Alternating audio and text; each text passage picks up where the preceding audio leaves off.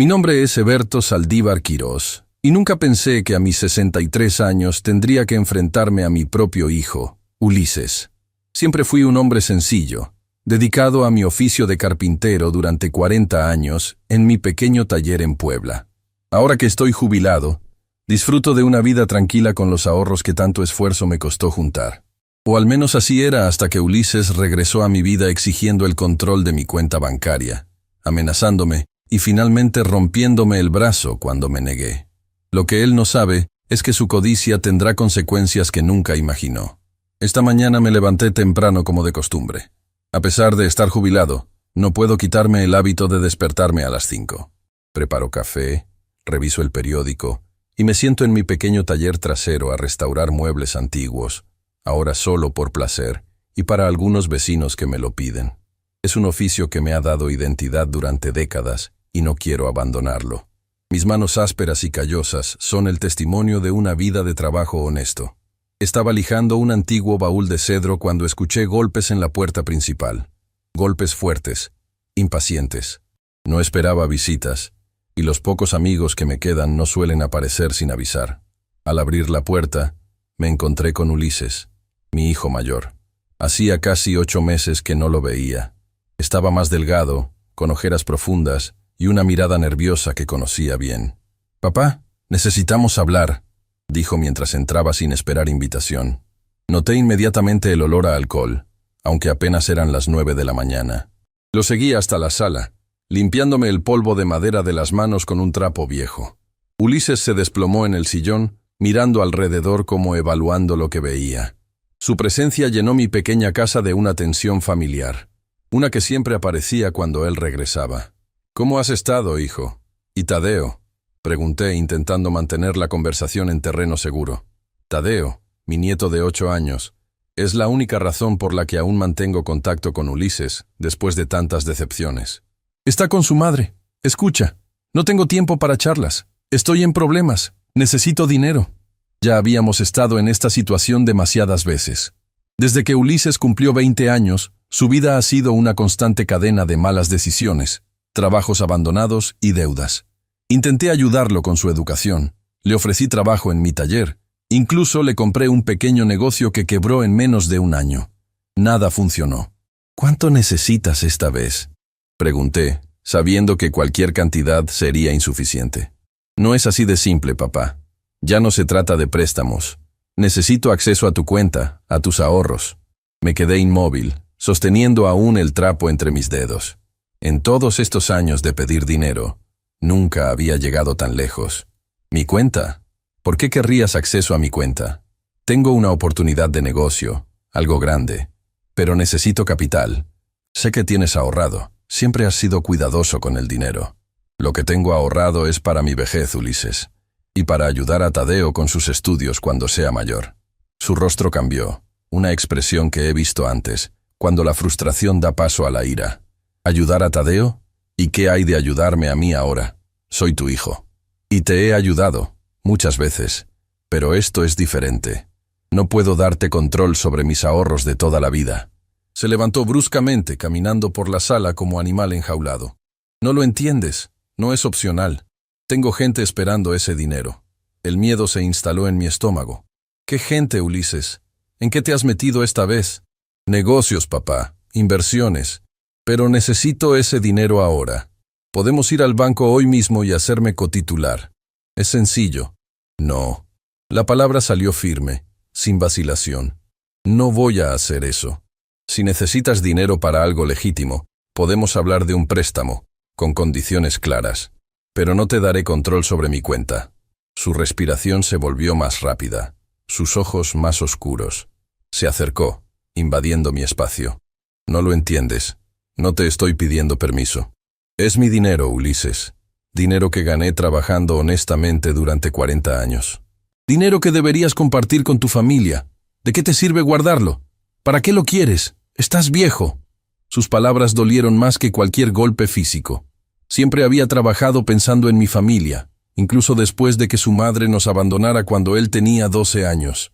Sacrifiqué mucho para darle una vida digna. No voy a discutir esto. Mi respuesta es no. Si quieres puedo prestarte algo, pero No terminé la frase. Ulises agarró el jarrón que estaba sobre la mesa y lo arrojó contra la pared. El ruido del cristal rompiéndose retumbó en la pequeña sala. No quiero tus miserables préstamos. Quiero lo que me corresponde. Di un paso atrás, consciente de que la situación se estaba descontrolando. Será mejor que te vayas ahora, Ulises. Vuelve cuando estés más calmado. Intenté pasar junto a él hacia la puerta, pero me sujetó del brazo con fuerza. No voy a ninguna parte sin una respuesta diferente. Ya te di mi respuesta. Suéltame. Su agarre se hizo más fuerte. Intenté liberarme, pero a mis 63 años no tengo la fuerza para enfrentarme a un hombre de 38. La lucha fue breve. Me empujó con violencia y caí torpemente, extendiendo mi brazo derecho para amortiguar la caída. El dolor fue inmediato y cegador. Supe que algo se había roto antes incluso de escuchar el chasquido. Me quedé en el suelo, jadeando por el dolor, sosteniendo mi brazo contra el pecho. Ulises se quedó inmóvil por un momento, como sorprendido por lo que acababa de hacer. Luego vi algo en sus ojos que me heló la sangre. No era arrepentimiento, sino cálculo. Esto podría haber sido más fácil, dijo con voz fría. Piénsalo mientras te recuperas. Volveré en unos días y espero una respuesta diferente. Si no cooperas, quizás el próximo accidente sea peor. Salió de la casa, dejándome en el suelo con un brazo roto y el corazón destrozado. No podía creer que mi propio hijo me hubiera hecho esto, que me amenazara por dinero. El dolor físico era intenso, pero nada comparado con el dolor de la traición. Como pude, me incorporé y busqué el teléfono. Llamé a Jacinto, mi amigo de toda la vida, y dueño del taller mecánico a 3 calles de mi casa. Vino en menos de 10 minutos y me llevó al hospital. Durante el trayecto, le conté una versión modificada de lo sucedido, que me había caído arreglando una estantería. No estaba listo para admitir la verdad, para confesar que mi propio hijo me había agredido. En el hospital, confirmaron lo que ya sabía. Fractura en el radio, cerca de la muñeca. Me colocaron un yeso que debería llevar por al menos 6 semanas. La doctora, una mujer joven de mirada amable, me preguntó varias veces cómo había ocurrido el accidente. Creo que sospechaba que no había sido una simple caída, pero mantuve mi historia. Jacinto me llevó de regreso a casa y se ofreció a quedarse, pero le aseguré que estaría bien. Necesitaba tiempo a solas para procesar lo ocurrido, para decidir qué hacer. Una vez solo, me senté en mi sillón favorito, mirando el jarrón roto en el suelo, los fragmentos dispersos como mi relación con Ulises. El jarrón había sido un regalo de mi hermana Esperanza hace años. Como nuestra relación, ahora estaba destrozado, quizás sin posibilidad de reparación. Mi mente divagaba entre recuerdos de Ulises de niño, corriendo por el taller, fascinado con las herramientas y el olor a madera. ¿En qué momento perdí a ese niño? ¿Cuándo se convirtió en este hombre capaz de lastimar a su propio padre? Pasé la noche en vela, el dolor del brazo mezclándose con la angustia. Por la mañana, tomé una decisión. No cedería ante las amenazas de Ulises, pero tampoco lo denunciaría, al menos no todavía. Si lo hacía, perdería cualquier posibilidad de ayudarlo, de rescatar algo de nuestra relación. Y más importante, podría perder contacto con Tadeo, mi nieto. Tadeo es un niño brillante y sensible. Desde que Ulises y Renata se separaron hace 3 años, he intentado ser una presencia constante en su vida. Veo en él la bondad y curiosidad que Ulises tenía a su edad, antes de que la amargura y el resentimiento lo consumieran. No puedo arriesgarme a perder a Tadeo también. El segundo día después del incidente, mientras intentaba arreglarme para preparar algo de comer con un solo brazo útil, escuché nuevamente golpes en la puerta. Mi corazón se aceleró, temiendo que fuera Ulises regresando antes de lo prometido. Pero al abrir, me encontré con Jacinto, cargando una bolsa de comida. Supuse que estarías teniendo problemas para cocinar, dijo con una sonrisa. Sin esperar invitación, entró y comenzó a organizar la comida en la cocina. Jacinto y yo nos conocemos desde la escuela primaria. Nuestras vidas tomaron caminos similares. Oficios tradicionales, matrimonios que no funcionaron, hijos que nos han dado tanto alegrías como dolores de cabeza. La diferencia es que su hijo, Esteban, eventualmente enderezó su camino y ahora trabaja con él en el taller. Yo no he tenido esa suerte con Ulises. Mientras comíamos, Jacinto me observaba con atención. Ese moretón en tu cara no parece de una caída, Eberto. Seguro que no quieres contarme qué pasó realmente. No me había dado cuenta del moretón. Debió ocurrir durante el forcejeo con Ulises. Bajé la mirada hacia mi plato, evitando sus ojos. Fue Ulises, ¿verdad? No era una pregunta, sino una afirmación. Asentí lentamente, sin levantar la vista. La vergüenza me impedía enfrentar a mi amigo. ¿Qué clase de padre cría a un hijo capaz de esto? ¿Qué clase de hombre permite que su propio hijo lo agreda? Deberías denunciarlo, dijo Jacinto con firmeza. Esto es grave, Eberto. Es violencia doméstica. No puedo hacer eso. Es mi hijo. Y si lo denuncio, perderé cualquier oportunidad de ver a Tadeo. ¿Y si la próxima vez es peor? Ya te amenazó. Te rompió el brazo, por Dios santo. No tenía respuesta para eso. El miedo a lo que Ulises pudiera hacer me atenazaba, pero el miedo a perder a mi nieto era aún mayor. Al menos deberías hablar con Renata, advertirle, sugirió Jacinto. Si Ulises está tan desesperado por dinero, ¿quién sabe lo que podría hacer? Renata, la exesposa de Ulises, había sido siempre amable conmigo. Después del divorcio, se aseguró de que siguiera viendo a Tadeo regularmente. A diferencia de muchas exnueras, nunca me culpó por los defectos de mi hijo. Quizás Jacinto tenía razón y debería hablar con ella. Lo pensaré, prometí, aunque sin mucha convicción. Jacinto se fue después de ayudarme a limpiar. Me dejó comida para 2 días más y prometió volver pronto. Su preocupación me conmovió, pero también me hizo sentir más vulnerable, más consciente de mi edad y limitaciones. Esa noche, mientras intentaba encontrar una posición cómoda para dormir con el yeso, tomé una decisión. Al día siguiente iría al banco y transferiría la mayor parte de mis ahorros a una cuenta nueva, una a la que Ulises no pudiera acceder incluso si lograba intimidarme para obtener la información de mi cuenta actual. No era una solución permanente, pero me daría tiempo para pensar en qué hacer. Al tercer día, apenas pude dormir. El dolor en el brazo era constante, pero más perturbadores eran los pensamientos sobre Ulises, sobre lo que podría hacer cuando descubriera que había movido el dinero. La amenaza de un próximo accidente resonaba en mi cabeza. Decidí que también debería hacer cambios en mi testamento. Actualmente, Ulises es mi único heredero, pero podría modificarlo para dejar todo en un fideicomiso para Tadeo, con Renata como administradora hasta que él cumpla la mayoría de edad. Ulises nunca me perdonaría por esto, pero ya había cruzado una línea que no debería haberse cruzado. Con estas decisiones tomadas, sentí un poco de control regresando a mi vida. Ulises había subestimado mi determinación. Puede que esté viejo, puede que esté solo, pero no soy un hombre débil. He superado muchas dificultades en mi vida. La pobreza de mi infancia, el abandono de mi esposa, los años criando solo a Ulises, las dificultades para mantener mi negocio a flote.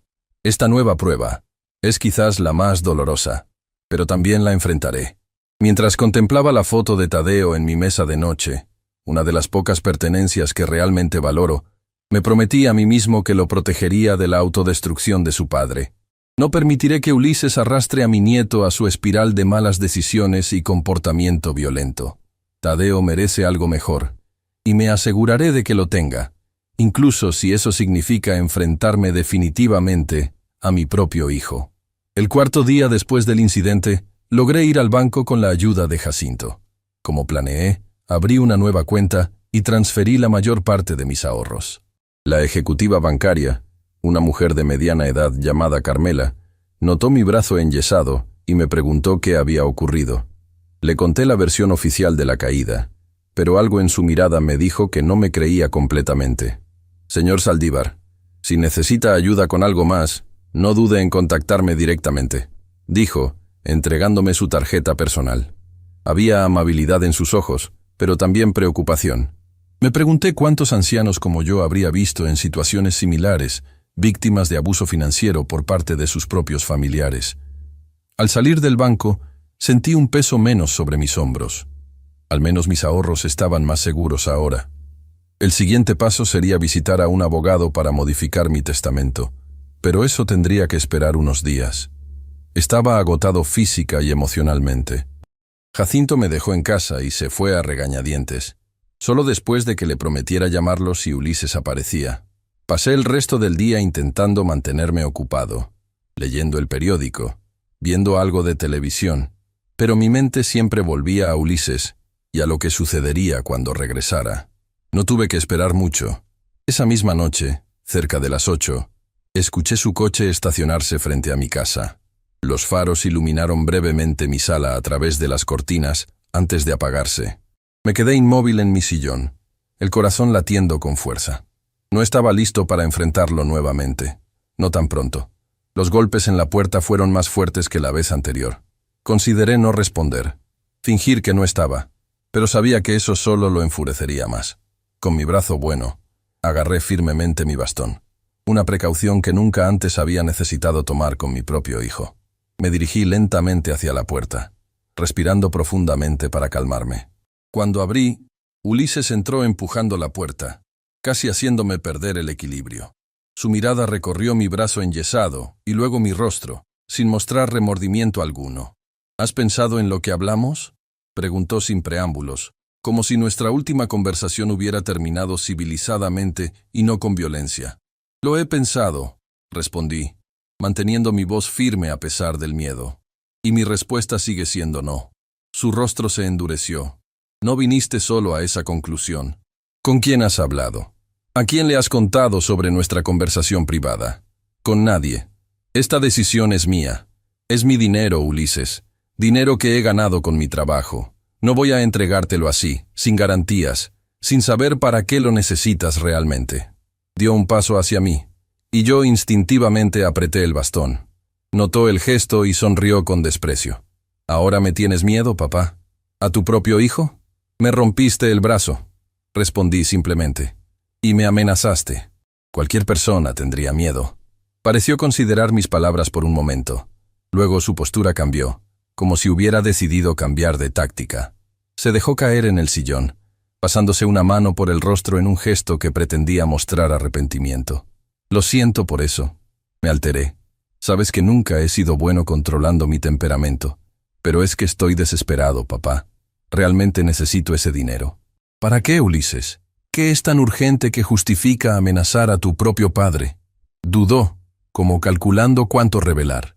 Tengo deudas importantes, con gente que no acepta excusas. ¿Deudas de juego?, pregunté, aunque ya conocía la respuesta.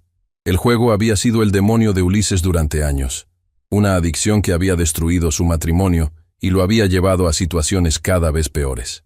Asintió lentamente. Entre otras cosas. Pero esta vez es diferente.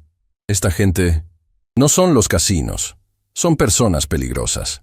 El miedo en sus ojos parecía genuino, y por un momento sentí compasión por él. A pesar de todo, seguía siendo mi hijo, el niño que una vez sostuve en mis brazos. ¿Cuánto debes exactamente? Casi todo lo que tienes ahorrado, admitió, confirmando mis sospechas de que había investigado mis finanzas de alguna manera. Pero podría funcionar. Si me das el dinero, pago mis deudas, y luego trabajo para devolvértelo poco a poco. La misma promesa que había escuchado decenas de veces antes. Dinero que nunca volvía, planes que nunca se materializaban. No puedo hacerlo, Ulises, no esta vez. Puedo ayudarte a buscar ayuda profesional para tu adicción. No estoy pidiendo tu maldita ayuda psicológica, gritó levantándose de nuevo. Necesito ese dinero, o voy a terminar muerto. Sus palabras quedaron suspendidas en el aire, pesadas, cargadas de desesperación. Por primera vez, consideré que quizás no estaba exagerando, que realmente su vida podría estar en peligro, pero entregar mis ahorros no solucionaría el problema subyacente. Sería como poner una bandita en una herida que necesita cirugía. Buscaremos otra solución, dije con toda la calma que pude reunir. Pero no voy a darte el control de mi cuenta bancaria.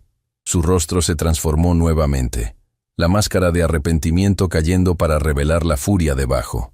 Ya he sido paciente contigo. Te di tiempo para reconsiderar. Pero veo que sigues siendo el mismo viejo terco y egoísta. Se acercó amenazante, y yo levanté el bastón en defensa. Pero antes de que pudiera hacer algo más, el sonido de un coche estacionándose afuera nos interrumpió. Por la ventana reconocí el vehículo de Jacinto. Ulises también miró hacia afuera y maldijo. «Esto no ha terminado», advirtió dirigiéndose a la puerta. Volveré cuando no tengas a tu guardaespaldas. Salió justo cuando Jacinto se acercaba a la entrada. Los vi intercambiar miradas hostiles, pero ninguno dijo nada. Ulises subió a su coche y se marchó con un chirrido de neumáticos. Jacinto entró, preocupación evidente en su rostro. ¿Estás bien? Pasaba por aquí y vi su coche. Tuve un mal presentimiento.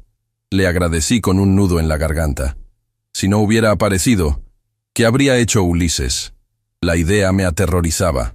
«Debes denunciarlo, Heberto», insistió Jacinto. «Esto ya no se trata solo de dinero. Es tu seguridad». Sabía que tenía razón, pero algo dentro de mí seguía resistiéndose. A pesar de todo, Ulises es mi hijo. ¿Cómo podría yo, su padre, enviarlo a la cárcel? «Dame tiempo», pedí. «Necesito pensar. Necesito hablar con Renata sobre Tadeo». Jacinto asintió, comprensivo, pero no convencido. «Al menos no te quedes solo estos días. Ven a quedarte conmigo y Esteban». Consideré su oferta. Quedarme solo era peligroso, especialmente con Ulises tan desesperado. Pero irme significaría admitir que tengo miedo de mi propio hijo en mi propia casa. Una casa que construí con mis manos, donde cada rincón tiene mi trabajo y mis recuerdos. «Lo pensaré», respondí, sabiendo que probablemente no aceptaría.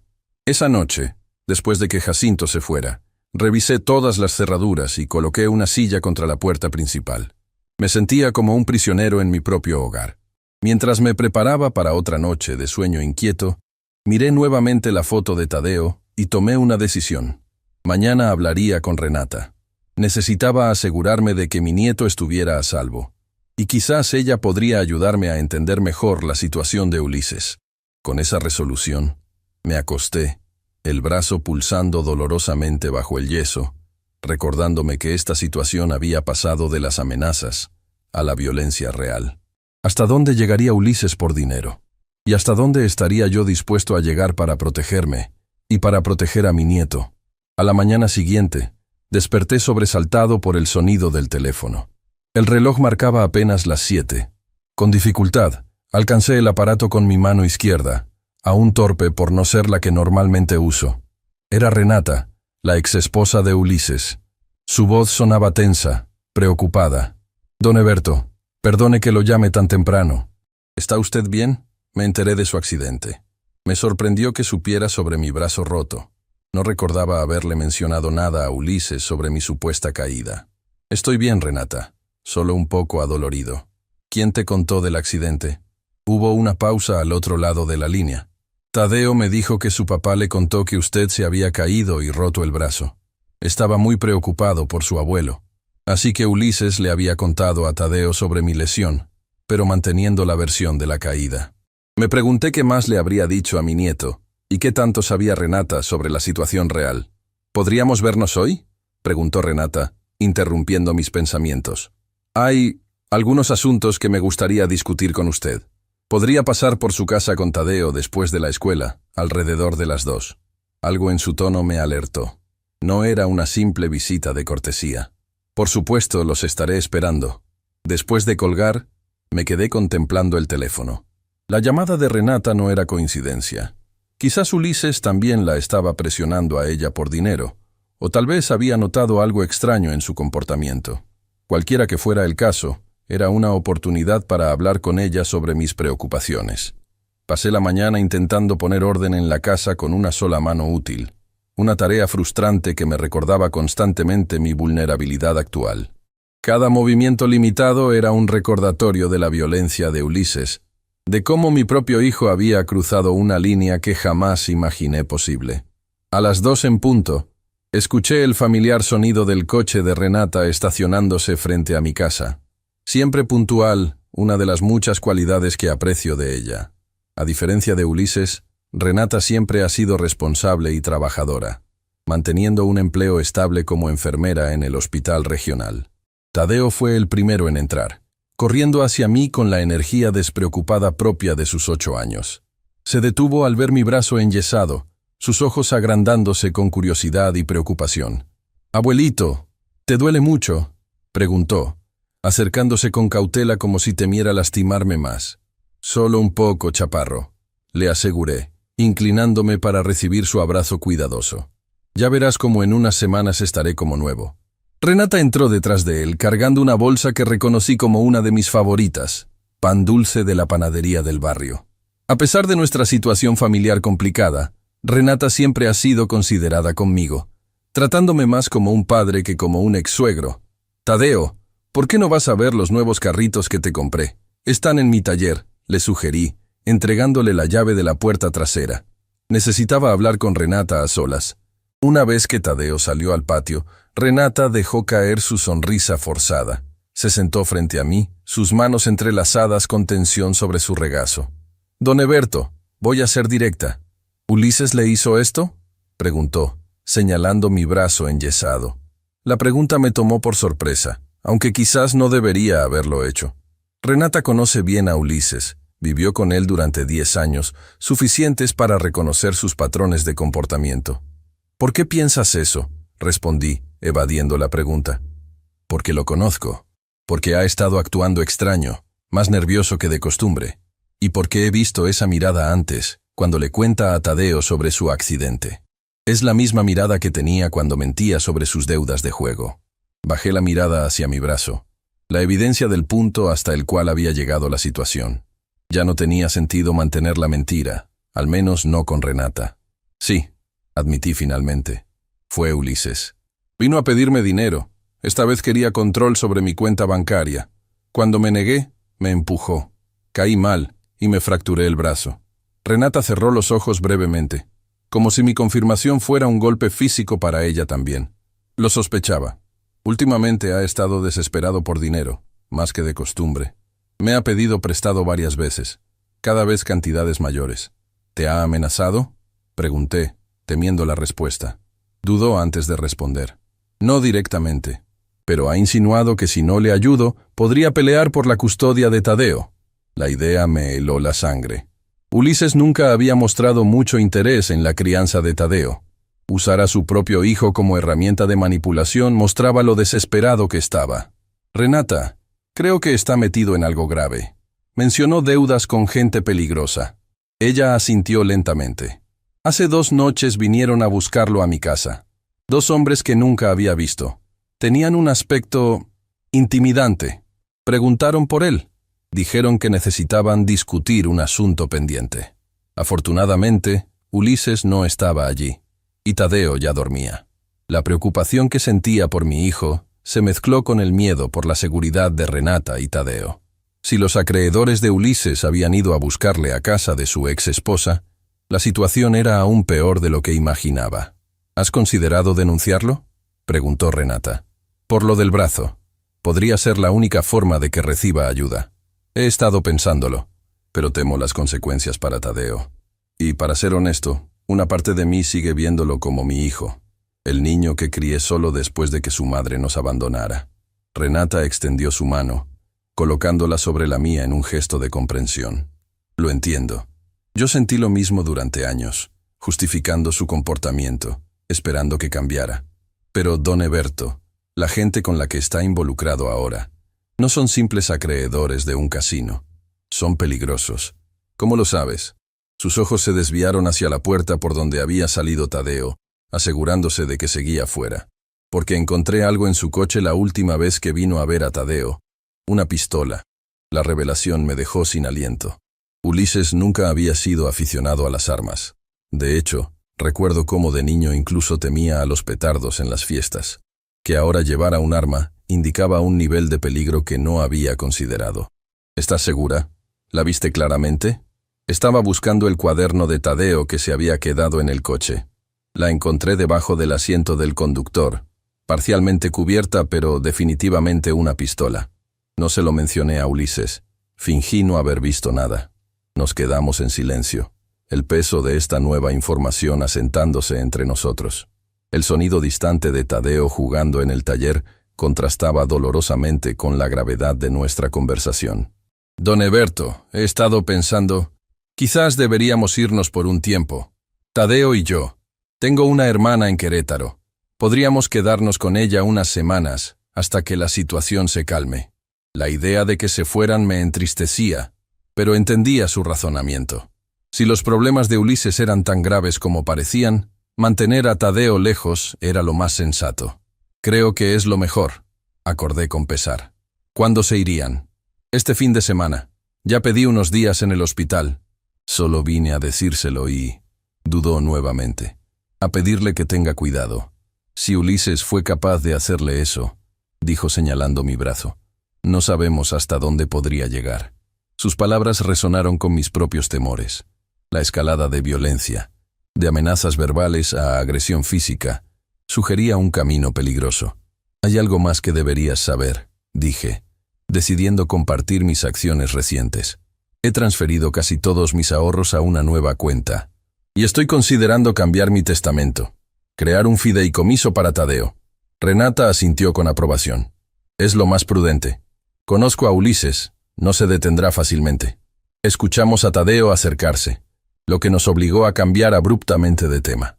El resto de la visita transcurrió en un extraño contraste. Conversación ligera y risas con Tadeo, mientras Renata y yo intercambiábamos miradas cargadas de preocupación. Antes de marcharse, mientras Tadeo se despedía con un último abrazo, Renata me susurró: «Le llamaré cuando lleguemos a Querétaro. Por favor, considere hablar con la policía». Después de que se fueron, la casa se sintió repentinamente vacía y silenciosa. Demasiado silenciosa.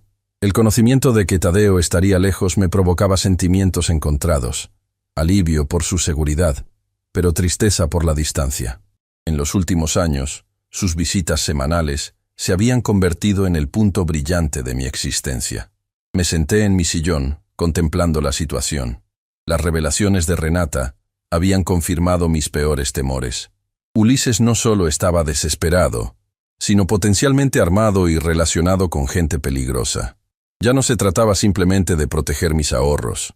Ahora era cuestión de seguridad física para todos nosotros. Decidí que era momento de buscar ayuda profesional.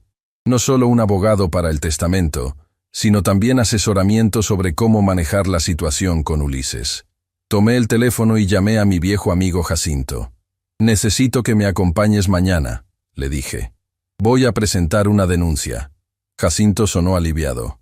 «Por fin entras en razón. Pasaré por ti a las 9». Esa noche fue particularmente difícil. Cada sonido me sobresaltaba, imaginando a Ulises regresando, esta vez quizás con el arma que Renata había visto. Coloqué la silla contra la puerta como ya se había vuelto mi costumbre, y pasé horas mirando al techo, recordando a Ulises de niño, preguntándome en qué momento el camino se había torcido tanto. A la mañana siguiente, Jacinto llegó puntual. Durante el trayecto a la comandancia, le conté sobre la visita de Renata y sus revelaciones, incluyendo lo del arma. «Esto es más serio de lo que pensábamos», comentó, su rostro reflejando preocupación. «Si está metido con el tipo de gente que imagino, todos ustedes podrían estar en peligro». En la comandancia, nos atendió el teniente Octavio Mondragón, un hombre de mediana edad con expresión seria pero amable. Escuchó mi relato con atención profesional, tomando notas y ocasionalmente haciendo preguntas para aclarar detalles. «¿Está seguro de que quiere presentar cargos contra su propio hijo, señor Saldívar?», preguntó cuando terminé mi relato. «No quiero», admití, «pero necesito protegerme y proteger a mi nieto y su madre. Mi hijo está fuera de control». El teniente Mondragón asintió comprensivamente. «Entiendo lo difícil que debe ser esto para usted. Haremos lo siguiente. Primero, documentaremos su lesión y tomaremos su declaración formal. Después, podemos solicitar una orden de restricción temporal mientras se investiga el caso». «¿Una orden de restricción sería suficiente?», preguntó Jacinto, vocalizando mi propia duda. «Si está tan desesperado como parece». «Es un primer paso necesario», explicó el teniente. «También asignaré patrullas para que pasen regularmente por su casa, señor Saldívar. Y le recomendaría que considere quedarse con algún familiar o amigo por un tiempo». El proceso fue largo y emocionalmente agotador. Tuve que relatar nuevamente todos los detalles del incidente, esta vez de manera oficial. Me tomaron fotografías del brazo enyesado y del moretón en mi rostro que ya comenzaba a desvanecerse. Firmé declaraciones y escuché recomendaciones de seguridad. Para cuando salimos de la comandancia, era ya media tarde. Me sentía física y emocionalmente drenado, pero también con cierto alivio. Había dado un paso que nunca imaginé tener que dar contra mi propio hijo, pero que se había vuelto necesario. Te quedarás conmigo unos días, declaró Jacinto mientras conducía de regreso.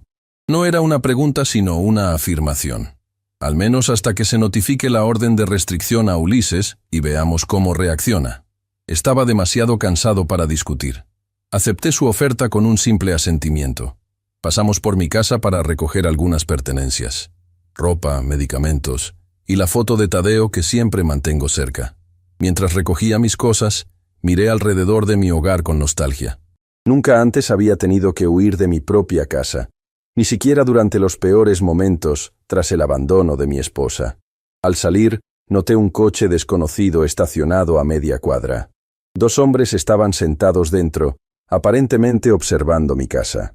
Cuando notaron que los miraba, el conductor encendió el motor y se alejó lentamente.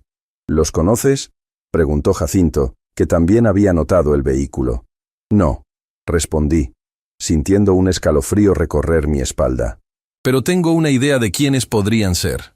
Esa noche, en la casa de Jacinto, dormí en su habitación de invitados. Su hijo Esteban, de unos 40 años, también estaba allí. Me recibió con respeto y preocupación genuina, recordándome cómo podría haber sido mi relación con Ulises en otras circunstancias. A la mañana siguiente, mientras desayunábamos, recibí una llamada de la comandancia. Era el teniente Mondragón. Señor Saldívar, intentamos notificar a su hijo sobre la orden de restricción, pero no estaba en su domicilio registrado. ¿Tiene alguna idea de dónde podríamos encontrarlo? La pregunta me tomó por sorpresa. Realmente no sabía dónde estaba viviendo Ulises actualmente. Después de su divorcio, había cambiado de residencia varias veces, generalmente rentando habitaciones o departamentos pequeños. Lo último que supe es que estaba rentando un cuarto en la colonia San Rafael, respondí. Pero hace tiempo que no hablo con él sobre dónde vive exactamente. Entiendo. Seguiremos intentando localizarlo. Mientras tanto, la orden está vigente. Si se acerca a usted, llame inmediatamente al número que le proporcioné. Después de colgar, compartí la información con Jacinto y Esteban. Esto no me gusta, comentó Esteban, frunciendo el ceño. Si no pueden encontrarlo, podría aparecer en cualquier momento sin saber que tiene una orden de restricción. O sabiéndolo y decidiendo ignorarla, añadió Jacinto sombríamente. Pasé el día ayudando en el taller mecánico de Jacinto, haciendo pequeñas tareas que podía manejar con un solo brazo. El trabajo manual siempre ha sido mi refugio, la forma en que proceso mis pensamientos y emociones. A pesar de mis limitaciones actuales, encontré cierto consuelo en la rutina de herramientas y el olor a aceite y metal. Por la tarde, recibí otra llamada, esta vez de Renata. Habían llegado bien a Querétaro y se estaban instalando en casa de su hermana. Tadeo estaba entusiasmado con el viaje, aunque extrañaba a su padre. La normalidad en su voz me tranquilizó momentáneamente. ¿Has sabido algo de Ulises?, preguntó, bajando la voz, probablemente para que Tadeo no escuchara. No directamente. Presenté una denuncia y solicité una orden de restricción, pero no han podido localizarlo para notificárselo. Hubo un silencio preocupado al otro lado de la línea. Tenga cuidado, don Eberto, y por favor manténgame informada. Lo haré. Cuida bien de Tadeo.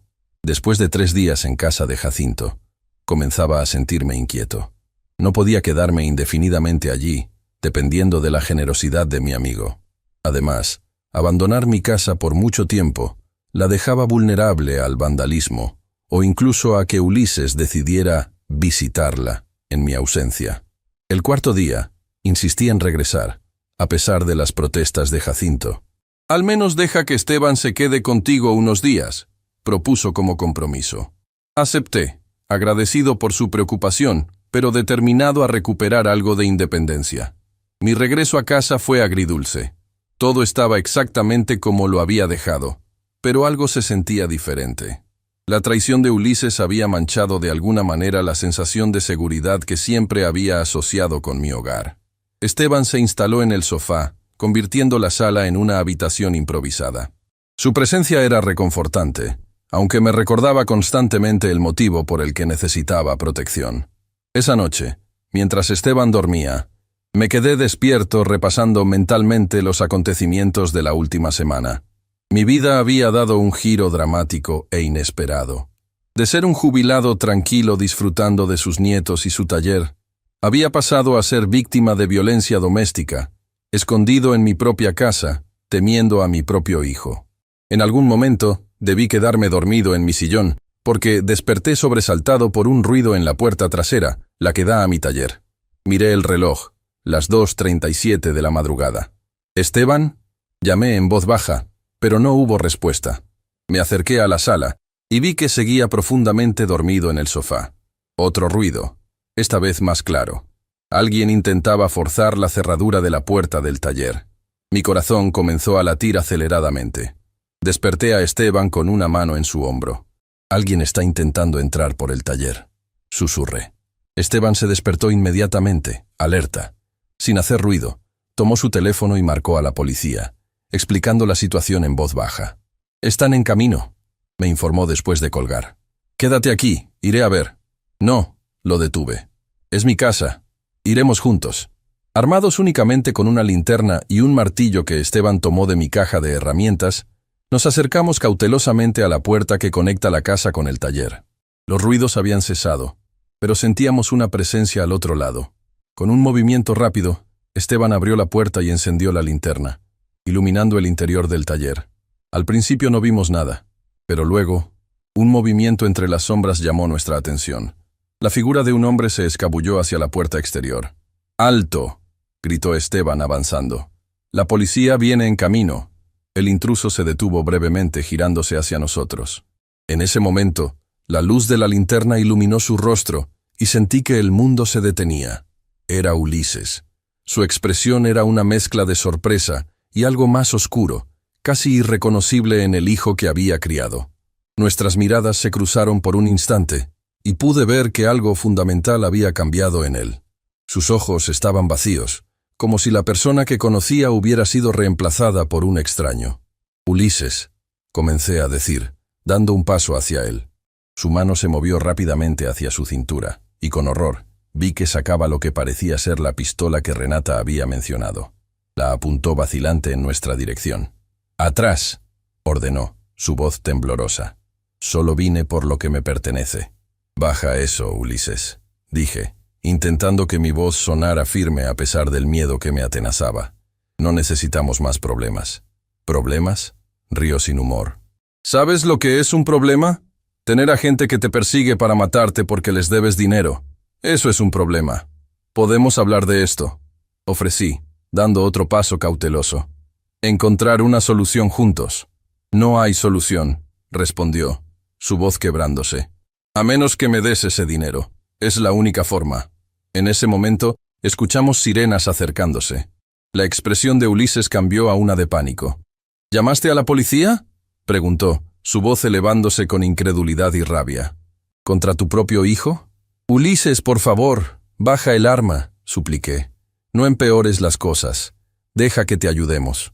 Por un momento pareció considerar mis palabras. Vi un destello del niño que una vez fue, vulnerable y buscando orientación. Pero tan rápido como apareció, se desvaneció. «Ya es tarde para eso», murmuró, retrocediendo hacia la puerta trasera. «Esto no ha terminado». Antes de que pudiéramos reaccionar, salió corriendo hacia la noche.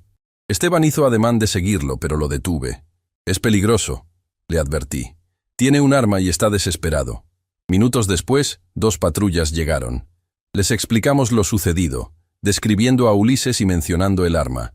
Iniciaron una búsqueda por el vecindario, pero tenía el presentimiento de que no lo encontrarían. Ulises conocía estos callejones desde niño. Si no quería ser encontrado, sabría cómo desaparecer. El teniente Mondragón llegó poco después. Escuchó nuestro relato con expresión grave.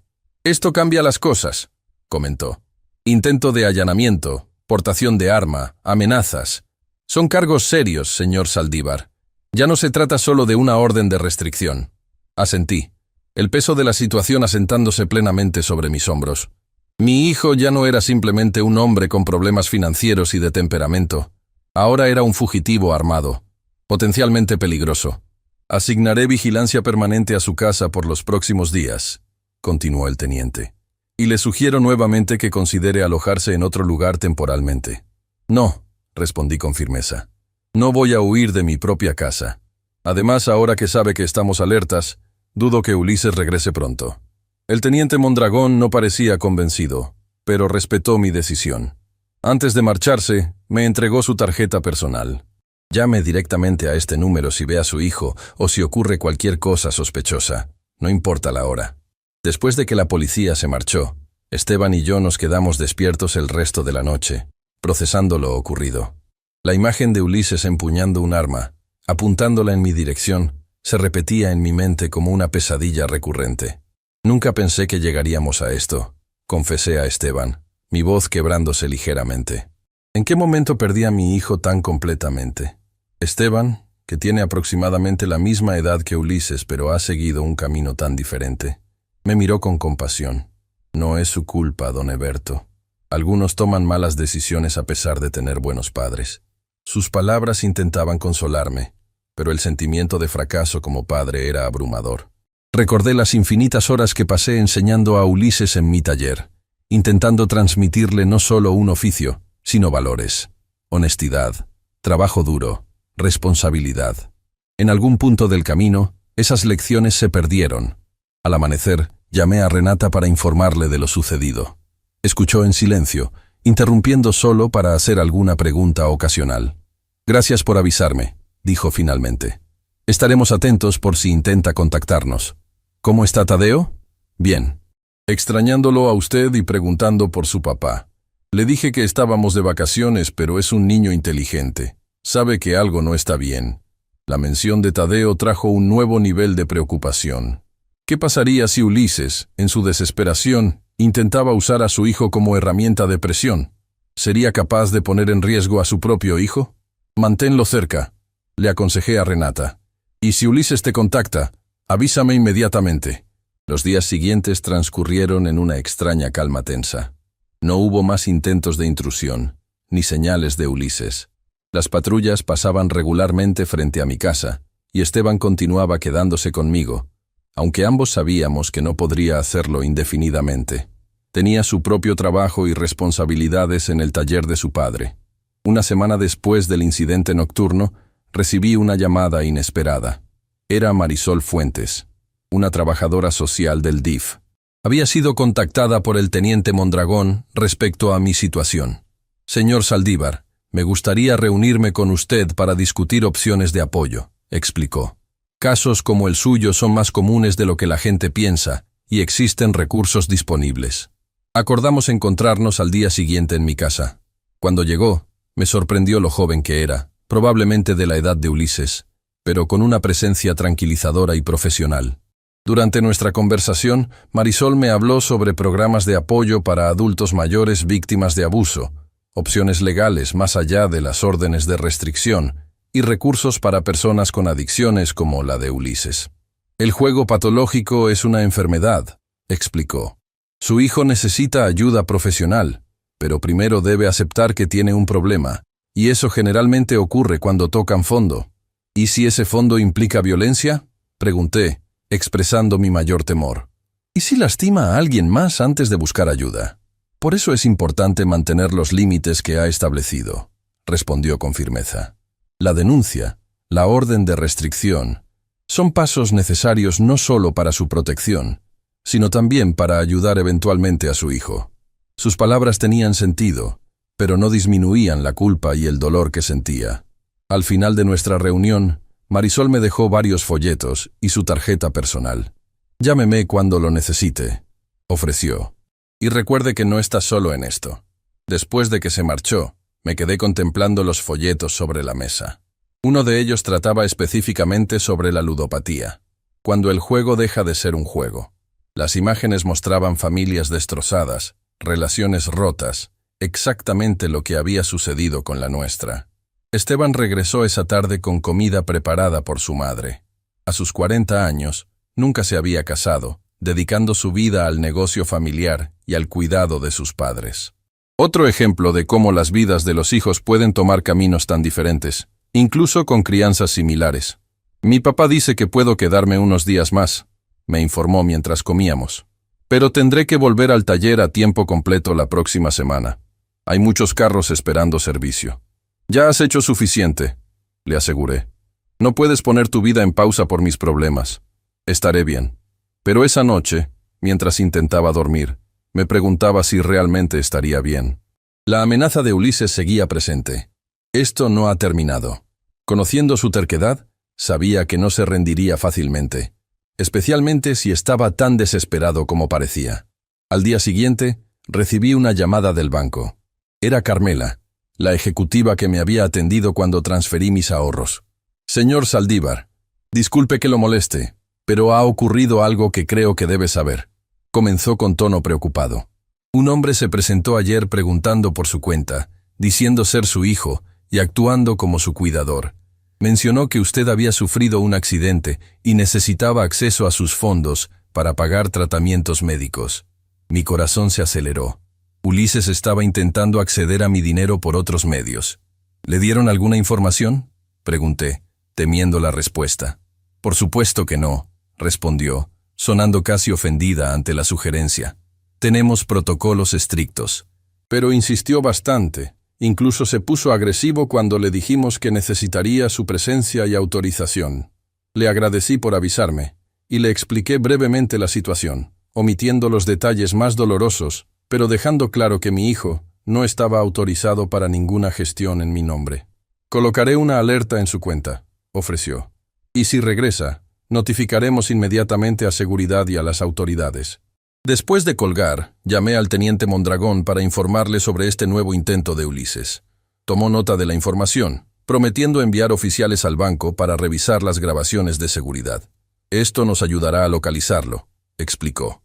Si tenemos imágenes recientes, será más fácil para las patrullas identificarlo. Me sentía atrapado en una pesadilla interminable. Mi propio hijo, al que había criado con tanto esfuerzo y amor, ahora era buscado por la policía. Cada nuevo intento por su parte me confirmaba lo desesperado que estaba, y me preguntaba qué sería lo próximo que intentaría. Esa misma tarde, recibí otra llamada que me heló la sangre. Era Renata, su voz temblorosa y apenas audible. «Don Eberto», susurró, como si temiera ser escuchada. «Ulises está aquí en Querétaro. Vino a la casa de mi hermana». Me incorporé de golpe, toda somnolencia desvaneciéndose. «¿Están bien tú y Tadeo?» «Sí, por ahora. Está hablando con Tadeo en el patio. No sabe que lo estoy llamando». «¿Cómo los encontró?» «No lo sé. Tal vez siguió teniendo contacto con mi hermana, o quizás Tadeo le dijo algo por teléfono. Lo importante es que está aquí y parece diferente. Más calmado, pero de una manera inquietante». «Renata, escúchame bien», dije, intentando mantener la calma. «Llama a la policía inmediatamente. Tienen una orden para detenerlo». «No puedo hacer eso con Tadeo presente», objetó. «Vería a su padre siendo arrestado. Nunca superaría ese trauma». Entendía su preocupación, pero el riesgo era demasiado grande. «Renata, Ulises tiene un arma. No sabemos qué podría hacer en su estado actual». Hubo un silencio al otro lado de la línea. «Lo sé», admitió finalmente. La vi asomando bajo su chaqueta cuando llegó. El miedo me invadió completamente. Ulises, armado, cerca de Tadeo y Renata, en un estado mental impredecible, era el peor escenario posible. «Necesito que me prometas algo», continuó Renata. «Si algo me pasa, ¿cuidarás de Tadeo? ¿Te asegurarás de que esté bien? Renata, no hables así. Nada va a pasarte. Solo prométemelo», insistió. «Te lo prometo, pero llama a la policía, por favor. Si no quieres que Tadeo lo vea, encuentra una manera de alejarlo primero, pero no te pongas en riesgo». «Lo intentaré. Tengo que irme ahora. Están regresando». La llamada terminó abruptamente, dejándome con una sensación de impotencia absoluta. Estaba a cientos de kilómetros de distancia, incapaz de proteger a mi nieto y a su madre del peligro que mi propio hijo representaba. Inmediatamente llamé al teniente Mondragón, explicándole la situación con urgencia. Prometió contactar a las autoridades en Querétaro para que acudieran a la dirección que le proporcioné. «Manténgase en línea si puede», me pidió. «Lo pondré en altavoz mientras hacemos las gestiones». Los minutos siguientes fueron una tortura. Escuché al teniente hablando con sus colegas en Querétaro, dando descripciones, explicando la situación.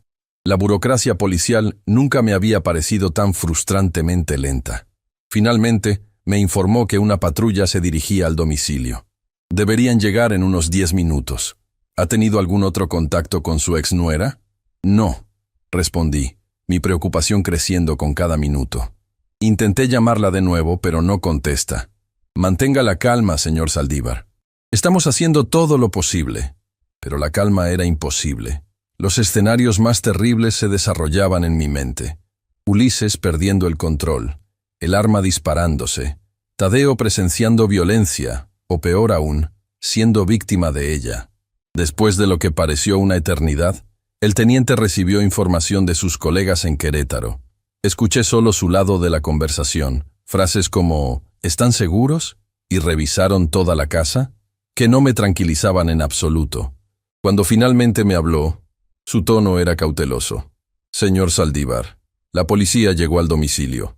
Encontraron a su exnuera y a su nieto, ambos a salvo. Sentí un alivio momentáneo. ¿Y Ulises? No estaba allí. Según la señora Mendoza, se marchó unos minutos antes de que llegara la policía. Parecía sospechar que algo ocurría. El alivio se mezcló con una nueva preocupación. Ulises seguía libre, probablemente más desesperado que nunca y potencialmente furioso por este nuevo engaño. La policía de Querétaro ha asignado protección a su exnuera y su nieto, continuó el teniente, y están buscando a su hijo en la zona. Pero si regresó a Puebla, podría venir a buscarme. Completé su pensamiento. Precisamente. Aumentaremos la vigilancia en su domicilio, pero insisto en que considere alojarse en otro lugar temporalmente. Esta vez, acepté su consejo. La visita de Ulises a Querétaro indicaba una escalada en su desesperación. Si estaba dispuesto a viajar cientos de kilómetros para intimidar a Renata, no dudaría en volver a enfrentarme a mí. Llamé a Jacinto, explicándole la situación. Sin dudarlo, insistió en que me quedara con ellos nuevamente. Esta vez no acepto un no por respuesta, declaró. Esteban pasará a recogerte en media hora. Prepara lo necesario para varios días. Mientras empacaba algunas pertenencias básicas, me sentía como un fugitivo en mi propia vida. Siempre había sido un hombre independiente, orgulloso de mi capacidad para valerme por mí mismo incluso en la vejez. Ahora dependía de la protección de amigos y autoridades, huyendo de mi propio hijo. Esteban llegó puntual y me ayudó con mi pequeña maleta. Antes de irnos, recorrí mi casa una última vez, preguntándome cuándo podría regresar, si es que alguna vez podría hacerlo con tranquilidad. En casa de Jacinto, me asignaron nuevamente la habitación de invitados. Su esposa, Dolores, me recibió con la calidez y discreción que la caracterizaban, sin hacer preguntas incómodas, pero asegurándose de que tuviera todo lo necesario. Esa noche, pude hablar con Renata por teléfono, ya más calmada. Me contó con más detalle la visita de Ulises. Apareció sin avisar, como siempre. Tadeo estaba feliz de verlo, por supuesto. Ulises actuaba extrañamente normal. Jugó con Tadeo, le trajo un regalo, conversó sobre la escuela. Pero sus ojos estaban diferentes, como si estuviera ausente incluso mientras sonreía. ¿Te dijo algo cuando estuvieron solos? Preguntó por usted, por su brazo. Dijo que había sido un accidente, que usted había malinterpretado sus intenciones. Luego mencionó que necesitaba dinero urgentemente para pagar a ciertas personas. Cuando le dije que no tenía esa cantidad, sugirió que tal vez yo podría ayudarlo a convencerlo a usted.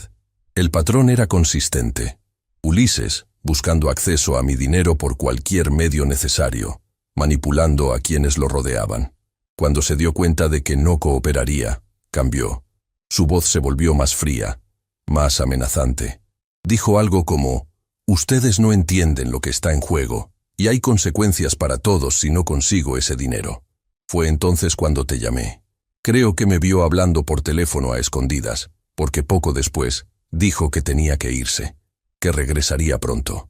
«¿Cómo está Tadeo?», pregunté, preocupado por cómo habría interpretado mi nieto este extraño comportamiento de su padre. Confundido. Hizo muchas preguntas después de que Ulises se fue. Quería saber por qué su papá estaba actuando raro y por qué la policía vino después. Le expliqué que su papá está pasando por momentos difíciles y que a veces los adultos necesitan ayuda especial.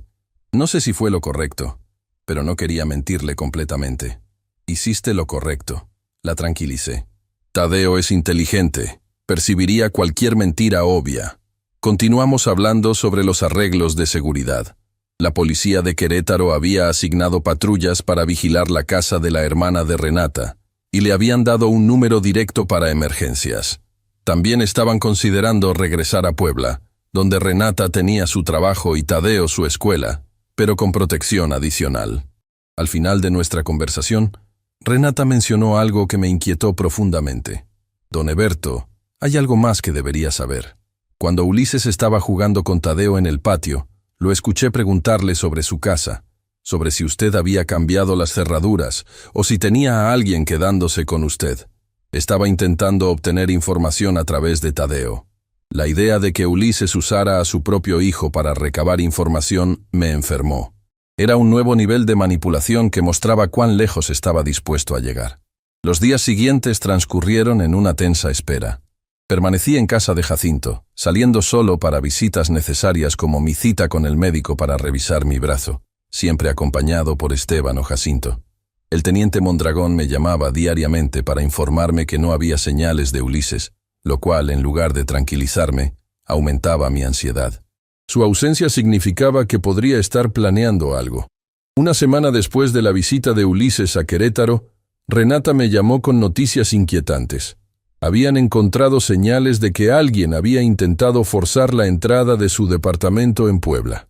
Nada había sido robado, ya que el lugar estaba prácticamente vacío desde que se fueron a Querétaro, pero era evidente que alguien había estado allí, revisando cajones y armarios. La policía cree que fue Ulises, me dijo. Están reforzando la vigilancia, pero esto confirma que sigue en la ciudad. La noticia me dejó intranquilo. Si Ulises había regresado a Puebla y estaba revisando el departamento de Renata, probablemente también habría pasado por mi casa. La idea de que pudiera estar vigilándonos, esperando una oportunidad, me robaba el sueño. Esa noche, mientras cenábamos en casa de Jacinto, tomé una decisión. No podía seguir viviendo así, escondiéndome, temiendo cada sombra, cada sonido. Necesitaba enfrentar la situación de manera más activa. «Voy a contactar a Ulises», anuncié. Jacinto dejó caer su tenedor, mirándome como si hubiera perdido la razón. «¿Estás loco? El hombre te rompió el brazo, te amenazó con un arma y ha estado acechando a tu familia. ¿Y quieres hablar con él?» «No directamente», aclaré. «A través del teniente Mondragón. Quiero ofrecerle un trato. Si se entrega voluntariamente y acepta tratamiento para su adicción, lo ayudaré con parte de sus deudas». «Eberto», intervino Dolores con tono maternal. «Ese dinero es todo lo que tienes para tu vejez. No puedes entregárselo a alguien que ha demostrado ser tan irresponsable». «No estoy hablando de darle todo», expliqué. «Solo lo suficiente para aliviar la presión inmediata, con condiciones estrictas. Es mi hijo, a pesar de todo. Si hay una oportunidad de ayudarlo a enderezar su vida, tengo que intentarlo». Jacinto sacudió la cabeza, claramente en desacuerdo, pero respetando mi decisión. «Es tu dinero y tu hijo. Solo espero que no estés arrojando ambos por la ventana». Al día siguiente, expuse mi plan al teniente Mondragón. Escuchó atentamente, sin interrumpir, su expresión profesionalmente neutral. «Entiendo sus motivos, señor Saldívar», dijo cuando terminé, «y respeto su deseo de ayudar a su hijo, pero debo advertirle que personas en la situación de Ulises raramente responden a este tipo de ofertas como esperamos. Su adicción y la presión de sus deudas pueden nublar su juicio». «Lo sé», admití, «pero tengo que intentarlo. Es la única forma en que puedo vivir conmigo mismo». El teniente asintió comprensivamente. «Intentaremos contactarlo a través de los canales disponibles, pero no puedo garantizar que responda o que acepte sus términos». «Entiendo. Solo haga lo que pueda». Los días siguientes fueron una angustiosa espera. El teniente me informó que habían difundido un mensaje para Ulises a través de varias fuentes, incluyendo conocidos y lugares que frecuentaba, indicando que su padre quería negociar una solución pacífica a través de la policía. Mientras tanto, mi brazo mejoraba lentamente. El médico había indicado que en 2 semanas más podrían retirarme el yeso, una buena noticia que contrastaba con la oscura situación familiar. Renata y Tadeo regresaron a Puebla, instalándose temporalmente en un departamento diferente proporcionado por el programa de protección a víctimas. Tadeo había regresado a la escuela, intentando mantener algo de normalidad en su vida, aunque con medidas de seguridad adicionales.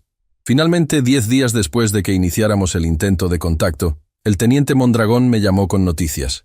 «Señor Saldívar, hemos recibido respuesta de su hijo. Está dispuesto a reunirse, pero con condiciones. ¿Qué condiciones? Pregunté, sintiendo una mezcla de alivio y aprehensión. Quiere verlo personalmente, solo ustedes dos, sin policía visible.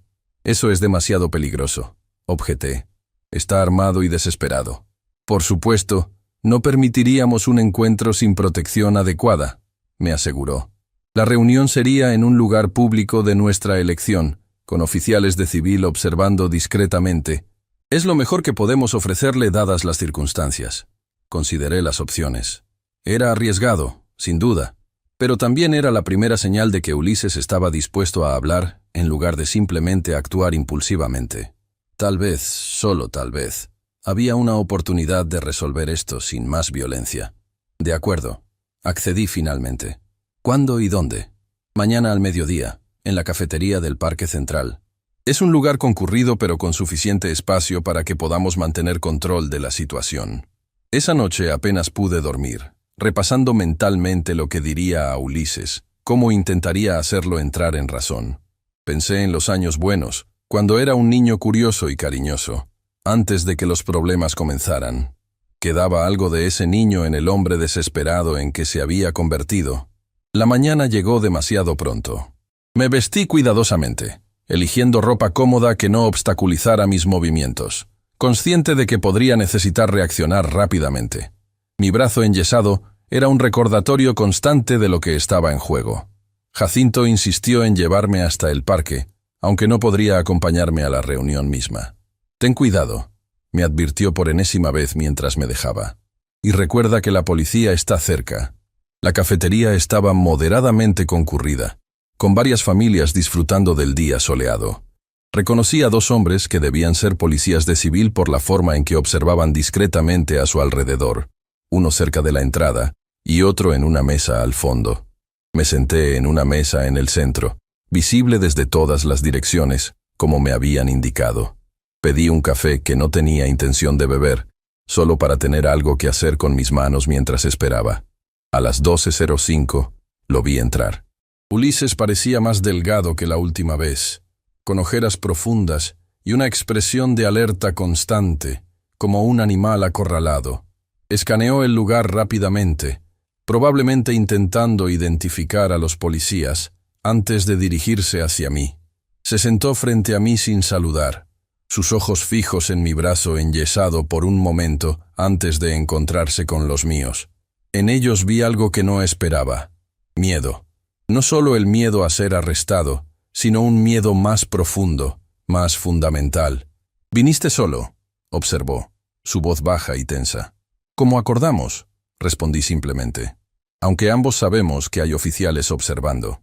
Asintió levemente, una sonrisa sin humor curvando sus labios. «Por supuesto, mi propio padre haciendo tratos con la policía para atraparme». «No estoy intentando atraparte, Ulises.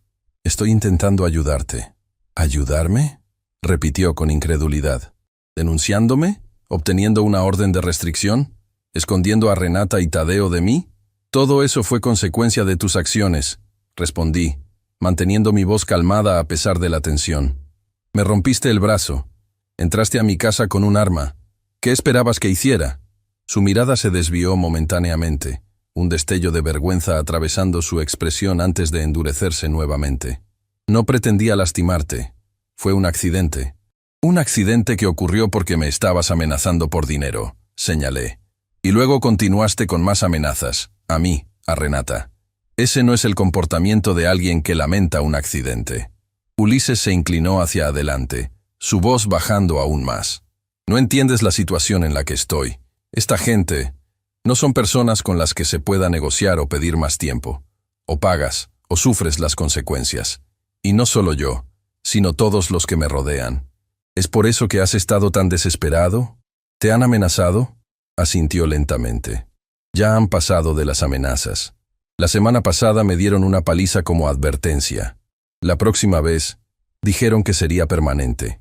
Por primera vez, noté los moretones semicurados en su rostro, parcialmente ocultos por una barba de varios días. La imagen de mi hijo siendo golpeado, independientemente de sus errores, me provocó una oleada de instinto protector paternal». «¿Cuánto debes exactamente?», pregunté. «Más de lo que puedo conseguir por mi cuenta», admitió. cerca de $500,000. La cantidad me impactó. Era una suma considerable, aproximadamente la mitad de mis ahorros de toda la vida, pero también era menos de lo que había temido, dado su nivel de desesperación.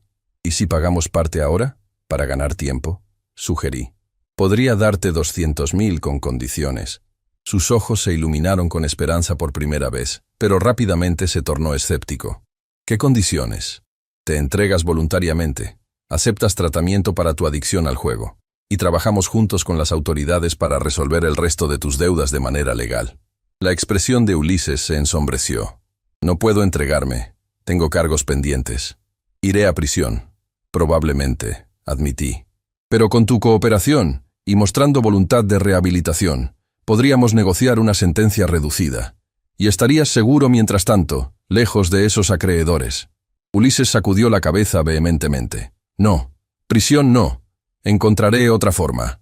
No hay otra forma, hijo, dije con toda la gentileza que pude reunir. Ya has intentado todo lo demás, y solo has empeorado tu situación. Es momento de aceptar las consecuencias y comenzar a reconstruir. Su mirada se endureció, la desesperación reemplazando al miedo. Eres igual que todos los demás. No entiendes. Necesito ese dinero ahora, sin condiciones. Sabes que no puedo hacer eso. Respondí firmemente. Solo estaría alimentando tu adicción y posponiendo el inevitable momento en que tendrás que enfrentar tus problemas. Ulises se levantó abruptamente, su silla rechinando contra el suelo. Noté que uno de los oficiales de civil se tensaba, listo para intervenir. «Entonces no hay nada más que hablar», declaró Ulises, su voz fría y distante. «Pensé que realmente querías ayudarme, pero solo quieres controlarme como siempre». «Ulises, por favor», intenté una última vez. «Piensa en Tadeo. ¿Qué ejemplo le estás dando? ¿Qué futuro le ofreces continuando por este camino?» La mención de su hijo pareció alcanzarlo por un momento. Vi un destello de dolor genuino en sus ojos antes de que la máscara de dureza volviera a caer. «Cuidaré de mi hijo a mi manera», respondió, «sin tu interferencia o condiciones».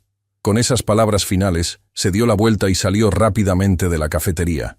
Uno de los oficiales lo siguió discretamente, mientras el otro se acercaba a mi mesa. «¿Está bien, señor Saldívar?», preguntó con genuina preocupación. «No», respondí honestamente, sintiendo un peso aplastante en mi pecho. «No lo estoy.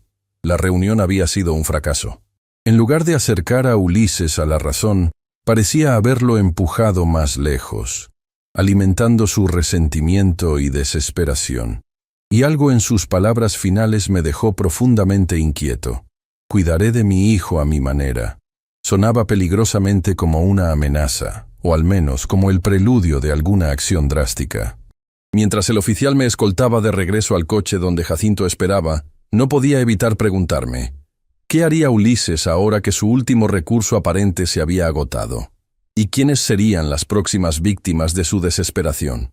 El fracaso de mi encuentro con Ulises me dejó profundamente perturbado. Durante el trayecto de regreso a casa de Jacinto, no pude dejar de pensar en la mirada de mi hijo, esa mezcla de desesperación y determinación que presagiaba algo terrible. Las últimas palabras que pronunció, «cuidaré de mi hijo a mi manera», seguían resonando en mi mente como una amenaza velada. Apenas llegamos, llamé al teniente Mondragón para compartir mis preocupaciones. Le expliqué mi temor de que Ulises pudiera intentar algo con Tadeo, quizás incluso llevárselo.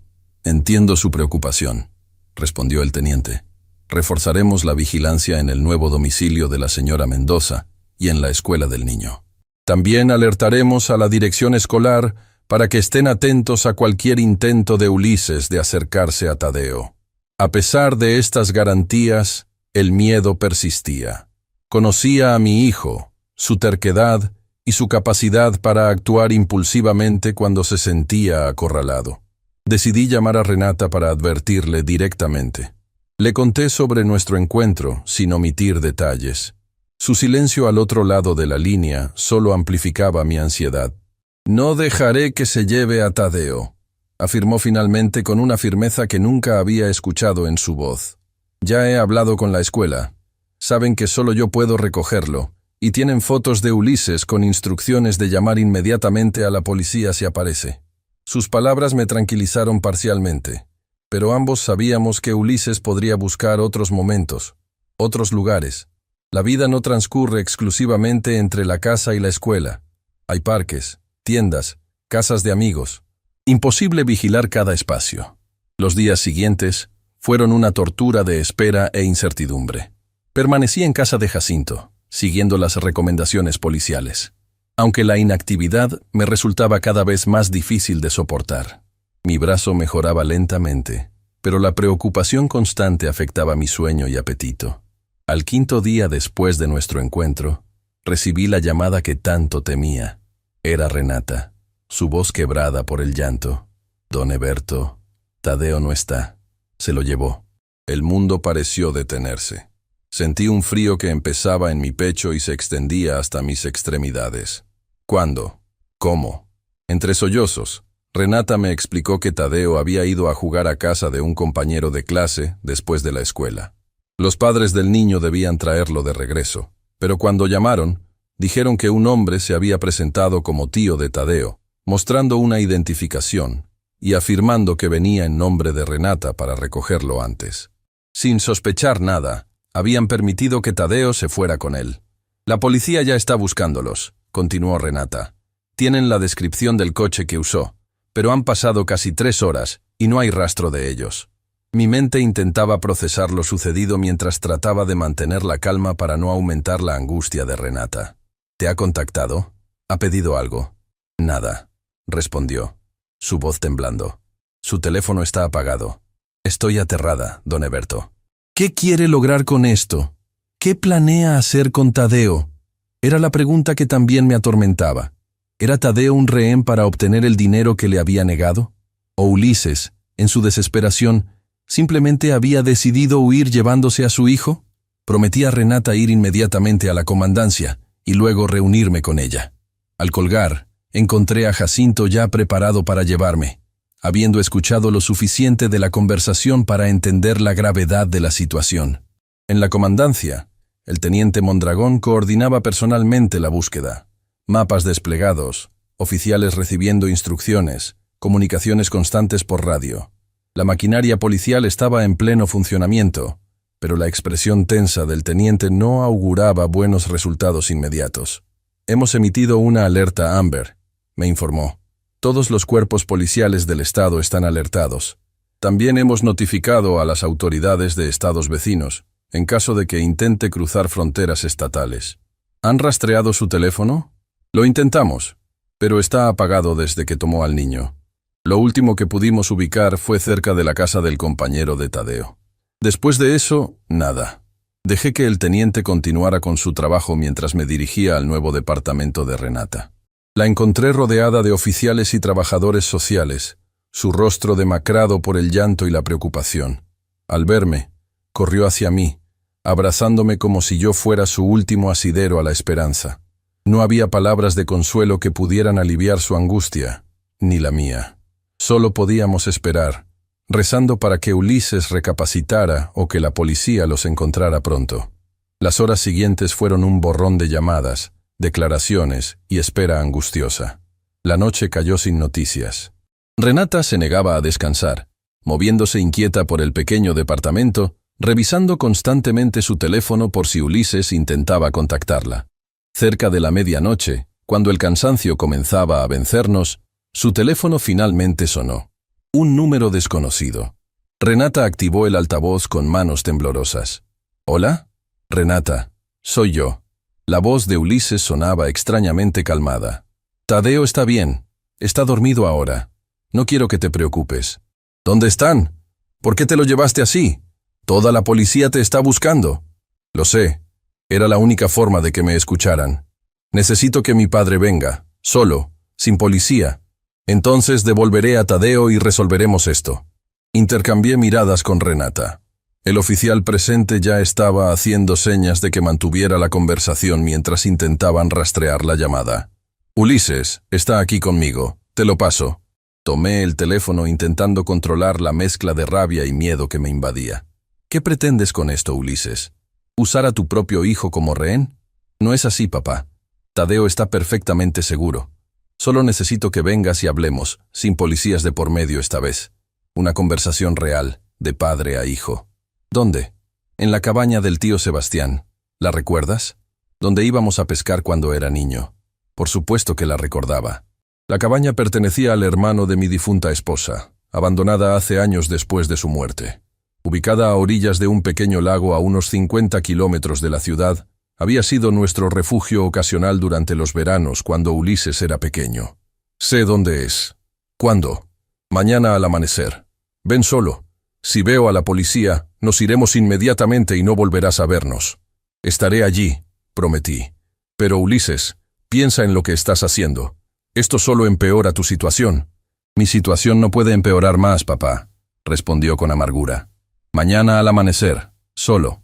La llamada terminó abruptamente. El oficial que había estado coordinando el intento de rastreo sacudió la cabeza. No habían tenido tiempo suficiente para ubicar la señal. No puede ir solo, declaró Renata inmediatamente. Es peligroso. Está desesperado, armado. Y tiene a mi nieto, completé. No arriesgaré la seguridad de Tadeo. Iré como pide. El teniente Mondragón, que había llegado mientras hablábamos con Ulises, intervino. Señor Saldívar, entiendo su preocupación, pero no podemos permitir que se ponga en riesgo así. Déjenos manejar esto. ¿Cómo? Rodeando la cabaña con policías armados, arriesgando que Ulises entre en pánico. Mi voz se elevó involuntariamente. Conozco a mi hijo. En este momento es impredecible, pero no creo que lastime a Tadeo o a mí si coopero.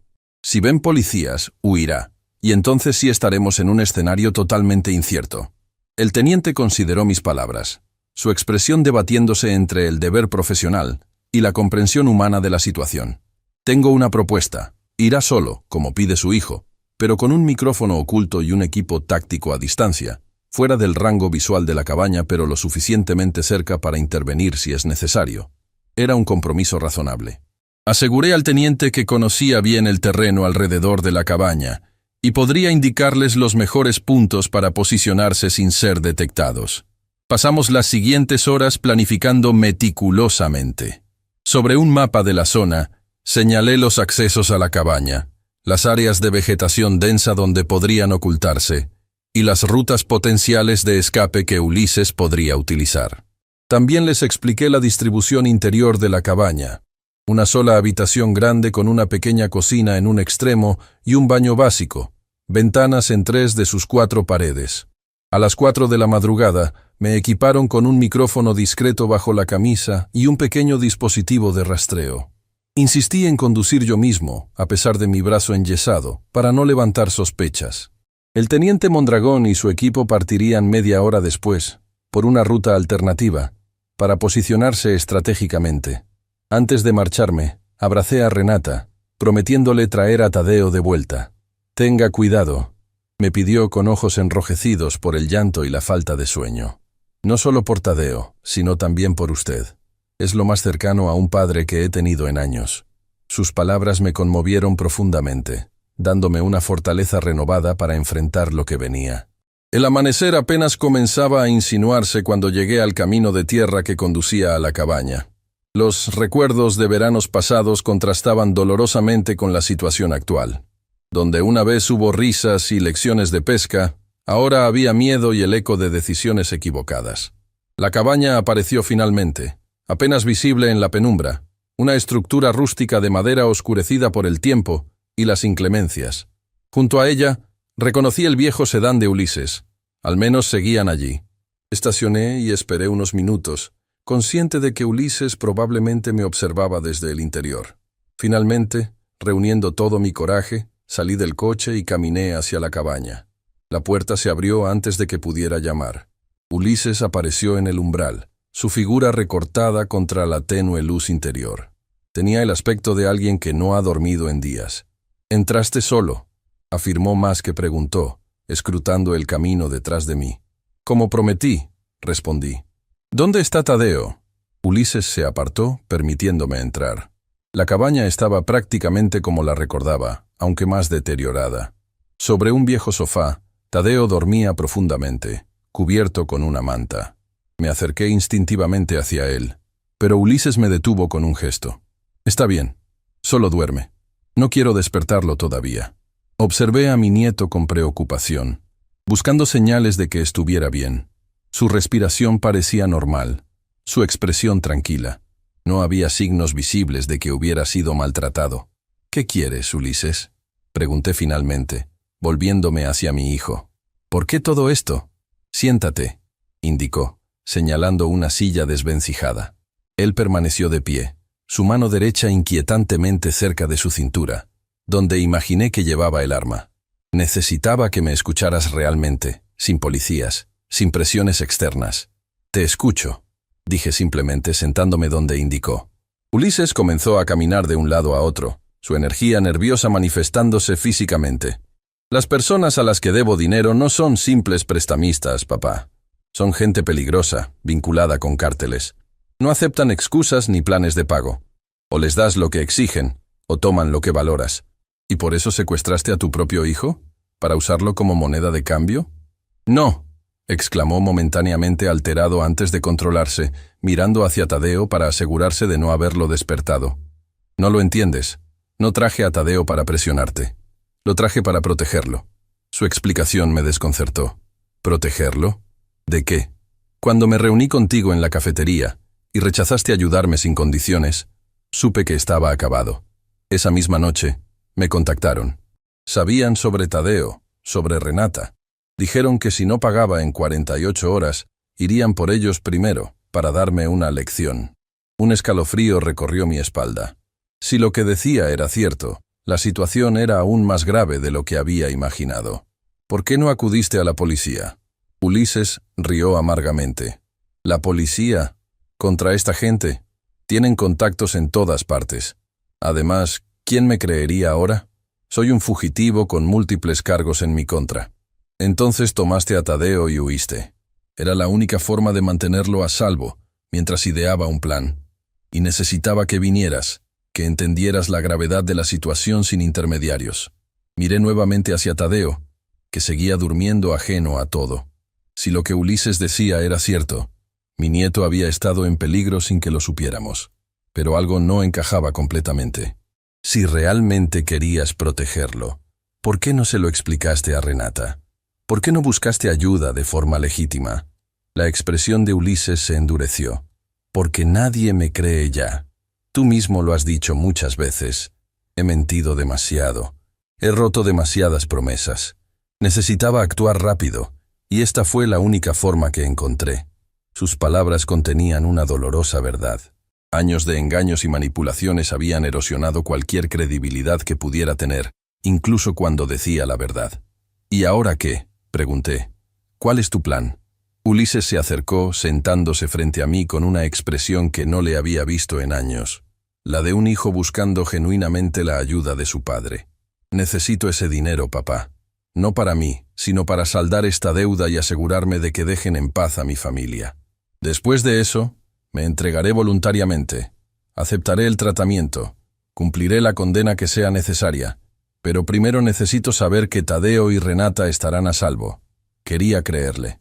Una parte de mí veía al niño que una vez crió, al hijo que en algún momento tuvo sueños y principios antes de que la adicción lo consumiera. Pero otra parte recordaba todas las promesas rotas, todas las oportunidades desperdiciadas. ¿Cómo sé que esta vez es diferente? ¿Que no es solo otra manipulación para conseguir dinero? Ulises mantuvo mi mirada sin pestañear. «Porque esta vez no se trata de mí, se trata de Tadeo. Puedes odiarme, puedes desentenderte de mí después de esto, pero sé que amas a Tadeo tanto como yo. No permitirás que le pase nada si puedes evitarlo». En ese momento, un suave quejido nos interrumpió. Tadeo comenzaba a despertar, frotándose los ojos con pequeños puños. Al abrir los ojos y verme, su rostro se iluminó con una sonrisa que derritió parte de mi recelo. «Abuelito», exclamó, levantándose de un salto para abrazarme. Lo recibí con mi brazo bueno, sintiendo su pequeño cuerpo cálido contra el mío, un recordatorio tangible de lo que estaba en juego. «Hola, chaparro», lo saludé, intentando que mi voz sonara normal. «¿Estás bien?». Tadeo asintió entusiasmado. «Papá dijo que vendríamos de campamento, como una sorpresa. ¿Tú también te quedas con nosotros? ¿Vamos a pescar como en las historias que me cuentas?». Su inocente entusiasmo contrastaba dolorosamente con la realidad de la situación.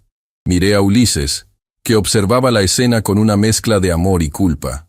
«Tadeo», intervino Ulises suavemente, «¿por qué no vas al baño a lavarte la cara mientras el abuelo y yo terminamos de hablar?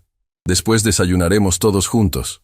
Una vez que Tadeo desapareció en el pequeño baño, Ulises se volvió hacia mí con urgencia renovada.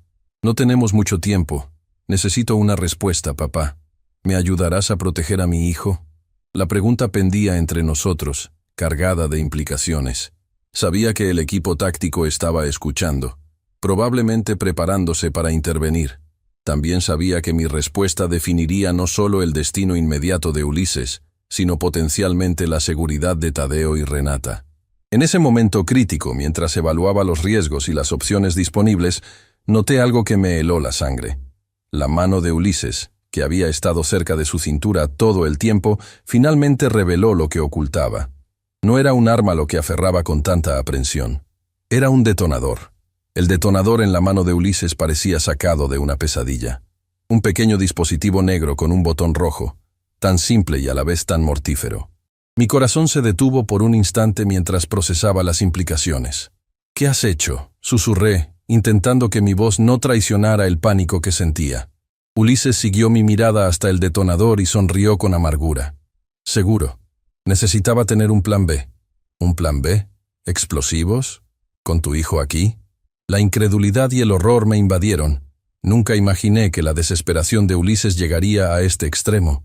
«Tranquilo», respondió, bajando la voz para que Tadeo no escuchara desde el baño. «No es lo que piensas. Los explosivos están en mi coche, no en la cabaña. Es solo una precaución, en caso de que la policía intente intervenir». El alivio momentáneo de saber que Tadeo no estaba sentado sobre explosivos se mezcló con una nueva preocupación. El equipo táctico que nos rodeaba. Si veían el detonador, podrían entrar inmediatamente, desencadenando precisamente lo que intentábamos evitar. «Ulises, esto es una locura. Pensar en explosivos, poner en riesgo a tu propio hijo». «No lo entiendes», interrumpió, su voz tensa pero controlada. «Estas personas me dieron un ultimátum. Si no les pago, irán por lo que más valoro. No son amenazas vacías. Ya han matado por menos». El sonido del agua corriendo en el baño me recordó que Tadeo podría regresar en cualquier momento. Necesitaba encontrar una solución rápida, antes de que la situación escalara más allá de todo control. «Dame el detonador», pedí extendiendo mi mano izquierda. «Hablemos como personas civilizadas, sin amenazas». Ulises retrocedió, aferrándose al dispositivo. «No hasta que me prometas ayudarme. Necesito ese dinero hoy, papá. Si no pago antes del anochecer, vendrán a buscarme. Y no dudarán en dañar a Tadeo o a Renata para darme una lección». Podía ver el miedo genuino en sus ojos, un temor que iba más allá de sus propias consecuencias.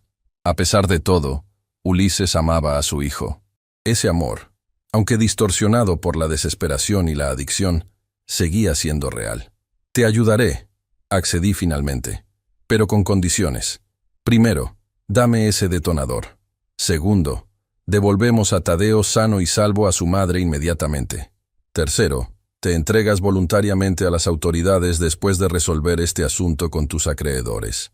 Ulises evaluó mis palabras, buscando engaños o trampas. Finalmente, asintió lentamente. «De acuerdo, pero necesito garantías de que cumplirás tu parte. Mi palabra no es suficiente. Nunca te he fallado, Ulises. A diferencia de ti, siempre he cumplido mis promesas». Un destello de vergüenza cruzó su rostro, seguido de resignación. «Tienes razón. Siempre has sido un hombre de palabra». Con movimientos cautelosos, me extendió el detonador. Lo tomé rápidamente, asegurándome de no presionar accidentalmente el botón. Justo en ese momento, Tadeo salió del baño, su rostro fresco y sus ojos brillantes de anticipación por el supuesto día de campamento. «¿Ya vamos a desayunar?», preguntó, ajeno a la tensión que impregnaba el aire. «Pronto, chaparro», respondí, intentando que mi voz sonara normal, mientras ocultaba discretamente el detonador en mi bolsillo. «Pero primero tenemos que hacer un pequeño cambio de planes». La confusión apareció en su joven rostro. «¿No vamos a acampar?», Ulises intervino, arrodillándose para estar a la altura de Tadeo. «Ha surgido algo importante, campeón. Tenemos que regresar a la ciudad primero, pero te prometo que haremos ese campamento pronto. ¿De acuerdo? Tadeo asintió, aunque visiblemente decepcionado. Esa capacidad infantil de aceptar cambios de planes sin cuestionar demasiado era una bendición en este momento. «Vamos a recoger tus cosas», continuó Ulises, guiando a Tadeo hacia el sofá donde estaba su pequeña mochila. Aproveché ese momento para acercarme a la ventana más cercana y hacer una señal discreta, esperando que el equipo táctico entendiera que tenían que esperar, que la situación estaba bajo control por ahora. Mientras Tadeo empacaba sus pertenencias, hablé en voz baja con Ulises sobre los detalles prácticos. Iríamos primero al banco para retirar el dinero, luego a un lugar seguro donde pudiera entregar el pago a sus acreedores y finalmente devolver a Tadeo con Renata. Después de eso, te llevaré personalmente a la comandancia, concluí. Sin trucos, sin huidas. Es la única forma de comenzar a arreglar este desastre. Ulises asintió, su expresión una mezcla de resignación y alivio. Supongo que siempre supe que terminaría así. Solo quería proteger a Tadeo y a Renata antes. Salimos de la cabaña con cautela. Sabía que el equipo táctico nos observaba, probablemente confundidos por el cambio de planes que no habían podido escuchar en detalle. Esperaba que mi comportamiento calmado les indicara que la situación estaba bajo control. Decidimos usar mi coche, dejando el de Ulises y los supuestos explosivos en la cabaña. Tadeo se sentó en el asiento trasero, emocionado por la aventura inesperada con su padre y su abuelo, completamente ajeno al peligro y la tensión que nos rodeaba. A medio camino hacia la ciudad, mi teléfono comenzó a sonar. Era el teniente Mondragón, sin duda preocupado por nuestros movimientos no planeados. «Necesito contestar», dije a Ulises, quien asintió tensamente. Expliqué brevemente la situación al teniente, asegurándole que Tadeo estaba a salvo y que habíamos llegado a un acuerdo. Le pedí que nos permitiera proceder según lo planeado, prometiendo mantenerlo informado en cada paso. «Esto es irregular, señor Saldívar», respondió con evidente preocupación. «No puedo autorizar que un sospechoso bajo investigación circule libremente por la ciudad. Entiendo su posición, teniente, pero le pido que confíe en mí. Si intervenimos ahora, podríamos poner en riesgo a personas inocentes. Hay explosivos involucrados». Esta última información cambió su tono inmediatamente. Después de un breve silencio, accedió a regañadientes, pero con condiciones estrictas. Nos seguirían discretamente y estarían preparados para intervenir al menor indicio de peligro. Mientras nos acercábamos a la ciudad, observé a Ulises por el rabillo del ojo. Su postura era tensa, sus ojos constantemente revisando los retrovisores en busca de patrullas o vehículos sospechosos. Pero había algo más en su expresión. Un cansancio profundo, como si finalmente hubiera aceptado que el juego había terminado. Nuestra primera parada fue en un restaurante de comida rápida para que Tadeo pudiera desayunar. Mientras comía felizmente sus hotcakes, Ulises y yo continuamos discutiendo los detalles en voz baja. «¿Quiénes son estas personas a las que debes dinero?», pregunté. «Necesito saber con quién estamos tratando». Ulises dudó antes de responder. «Se hacen llamar los halcones. Operan principalmente en el norte, pero han estado expandiéndose. Empezaron como prestamistas, pero ahora están involucrados en todo tipo de operaciones ilícitas». «¿Y cómo terminaste endeudado con ellos?». La vergüenza ensombreció su rostro. «Comencé perdiendo en los casinos habituales. Cuando ya nadie me prestaba, un amigo me presentó a estas personas. Las condiciones eran brutales, pero estaba desesperado. Pensé que podría ganar lo suficiente para pagar y salir, pero seguí perdiendo». O la historia familiar de la adicción. La ilusión de que la próxima apuesta lo arreglaría todo. El espiral descendente que solo se hacía más profundo con cada intento de escapar. Después del desayuno, nos dirigimos al banco. Ulises esperó en el coche con Tadeo mientras yo entraba solo. Sabía que las cámaras de seguridad lo identificarían inmediatamente, desencadenando una respuesta policial que complicaría nuestro plan. Carmela, la ejecutiva que me había atendido anteriormente, me reconoció de inmediato. Su expresión se tornó preocupada al ver mi semblante serio. «Necesito retirar una cantidad importante», le informé sin preámbulos. 250.000 pesos. Sus ojos se agrandaron con sorpresa y alarma. «Señor Saldívar, esa es casi la mitad de sus ahorros. ¿Está seguro?». La última vez mencionó preocupaciones sobre su hijo intentando acceder a su dinero. Estoy completamente seguro, respondí con firmeza. Es una emergencia familiar. Algo en mi tono debió comunicarle la gravedad de la situación, porque no insistió más. Después de completar el papeleo necesario, salí del banco con el dinero en efectivo, una suma que representaba décadas de trabajo honesto y sacrificios. De regreso en el coche, Ulises examinó brevemente el paquete de billetes antes de guardarlo en su chaqueta. Pude ver el alivio en su rostro, como si un peso enorme hubiera sido levantado de sus hombros. «Gracias, papá», murmuró. «Sé que no merezco tu ayuda después de todo lo que he hecho». No respondí. Mis sentimientos hacia él eran demasiado complicados en ese momento. Una mezcla de amor paternal, decepción, preocupación y sí, también ira por vernos a todos en esta situación imposible. Nuestra siguiente parada fue un parque comercial en las afueras de la ciudad.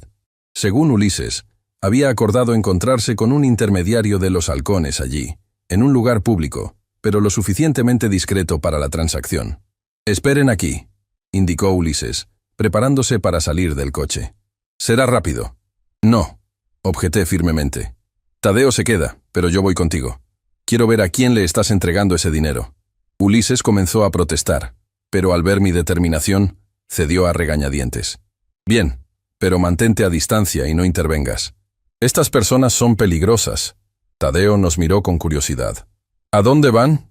«Tu papá y yo tenemos que hablar con alguien», expliqué. «Tú quédate aquí y no abras a nadie. Volveremos en unos minutos», asintió solemnemente, tomando muy en serio su responsabilidad de cuidar el coche. Ulises y yo nos dirigimos hacia una cafetería en el extremo del parque comercial. A esta hora temprana, el lugar estaba casi vacío, excepto por un hombre sentado en una esquina, observándonos atentamente mientras nos acercábamos. Era un individuo de aspecto común, lo que lo hacía aún más inquietante. No parecía un criminal estereotípico. Podría haber sido un oficinista o un profesor, pero sus ojos fríos y calculadores revelaban una dureza que solo se adquiere en ambientes violentos. «Solo tú», indicó a Ulises cuando nos acercamos a su mesa. «El viejo espera afuera».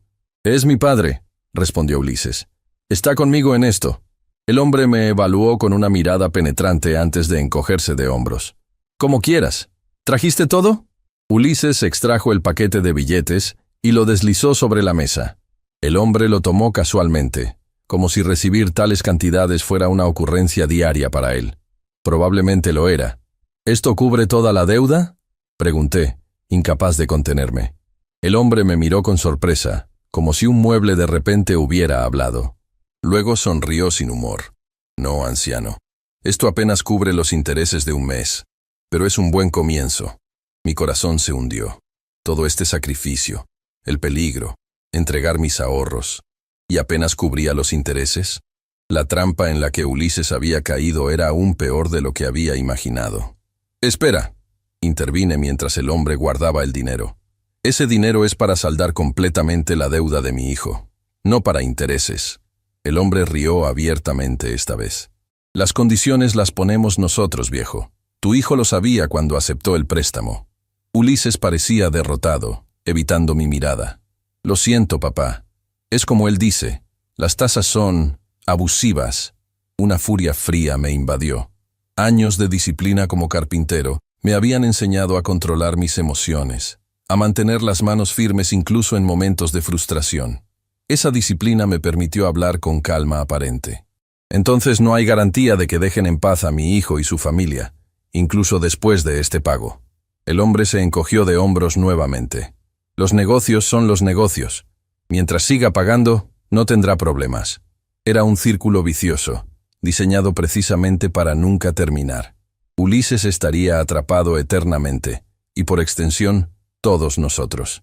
«Esto termina aquí», declaré con una firmeza que sorprendió incluso a mí mismo.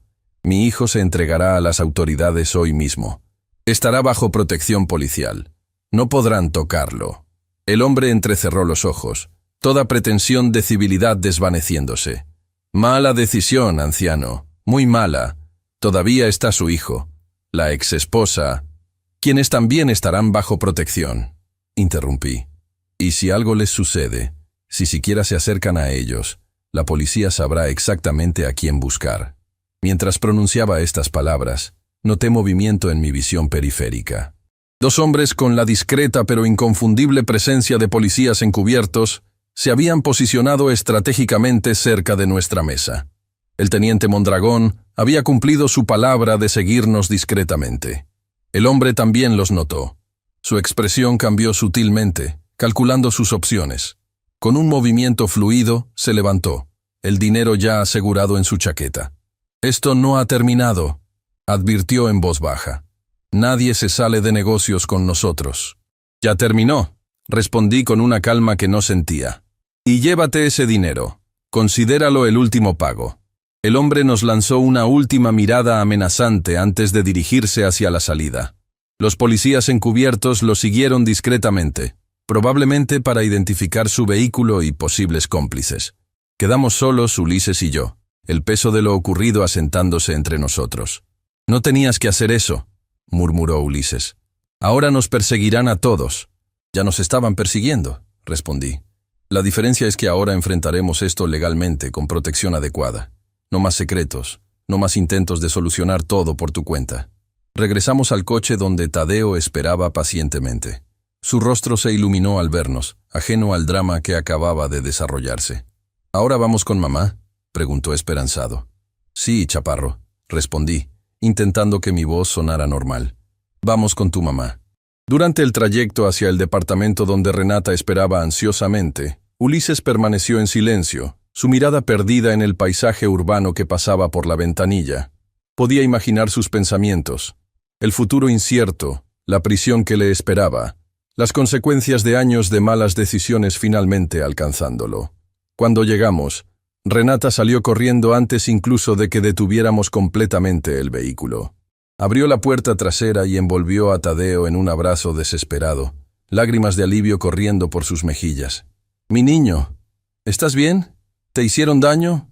«Estoy bien, mamá», respondió Tadeo confundido por tanta emoción. «Fuimos de campamento con papá y el abuelo. Fue divertido». Renata miró a Ulises, quien había salido del coche, y observaba la escena con una mezcla de arrepentimiento y resignación. No había odio en sus ojos, solo una profunda tristeza por lo que podría haber sido. «Lo siento», dijo Ulises simplemente. «Por todo». Antes de que Renata pudiera responder, una patrulla se detuvo junto a nosotros. El teniente Mondragón descendió, acompañado por dos oficiales. «Ulises Saldívar», anunció formalmente. «Está bajo arresto por múltiples cargos, incluyendo asalto, secuestro y amenazas». Ulises no ofreció resistencia mientras le colocaban las esposas. Su rostro mostraba una extraña calma, como si finalmente hubiera aceptado su destino. «Papá», me llamó antes de que lo introdujeran en la patrulla. «Gracias por intentar ayudarme, incluso cuando no lo merecía. Cuida de Tadeo por mí». Asentí, incapaz de encontrar palabras adecuadas para ese momento.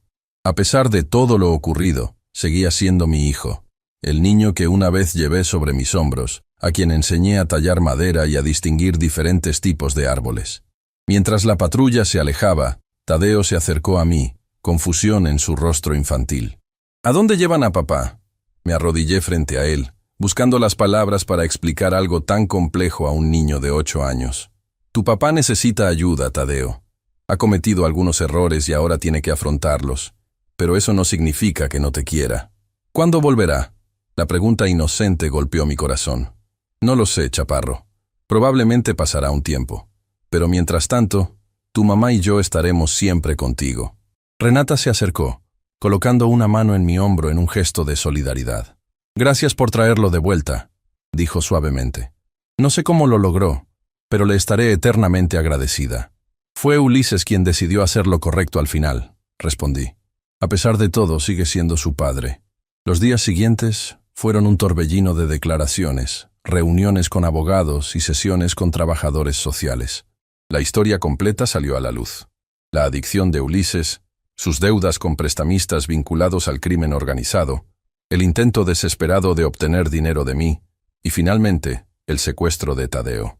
Gracias a su cooperación y a la información que proporcionó sobre los halcones, las autoridades pudieron iniciar una investigación más amplia sobre esta organización criminal.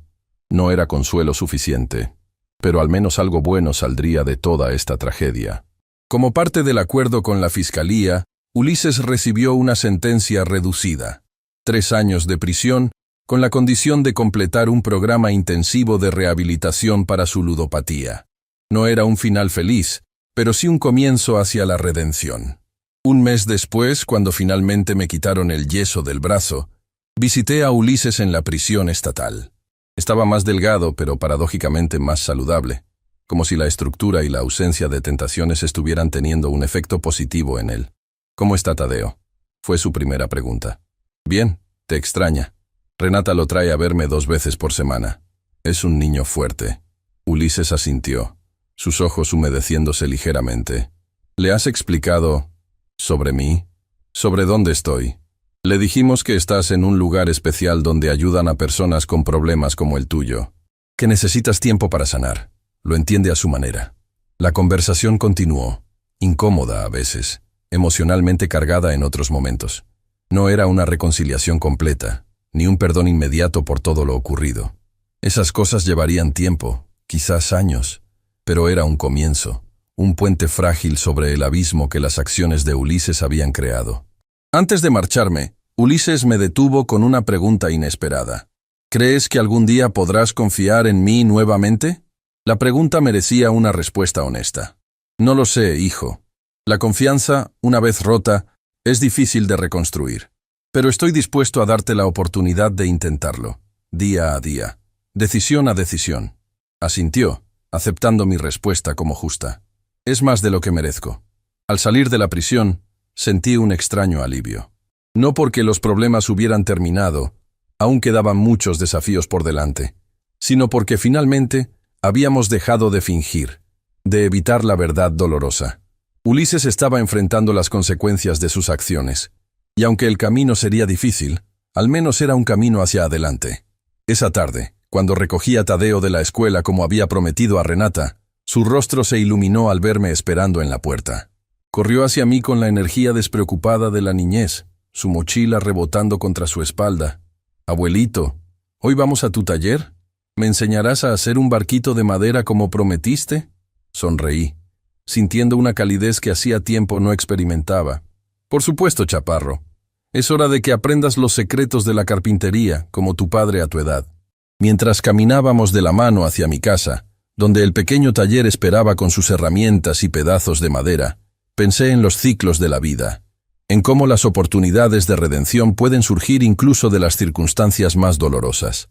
Mi hijo me había roto el brazo porque me negué a darle el control de mi cuenta bancaria, pero lo que le salió realmente caro no fue la sentencia de prisión ni las consecuencias legales.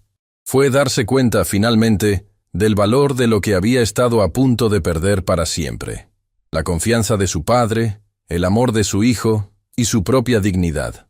Algunos aprendizajes llegan de manera brutal, a través del dolor y la pérdida.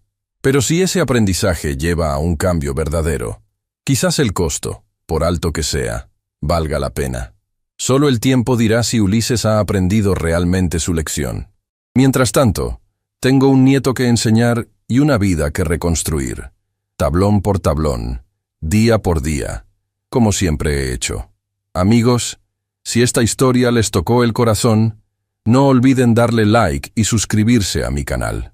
Podrían ayudar a alguien que esté pasando por algo similar.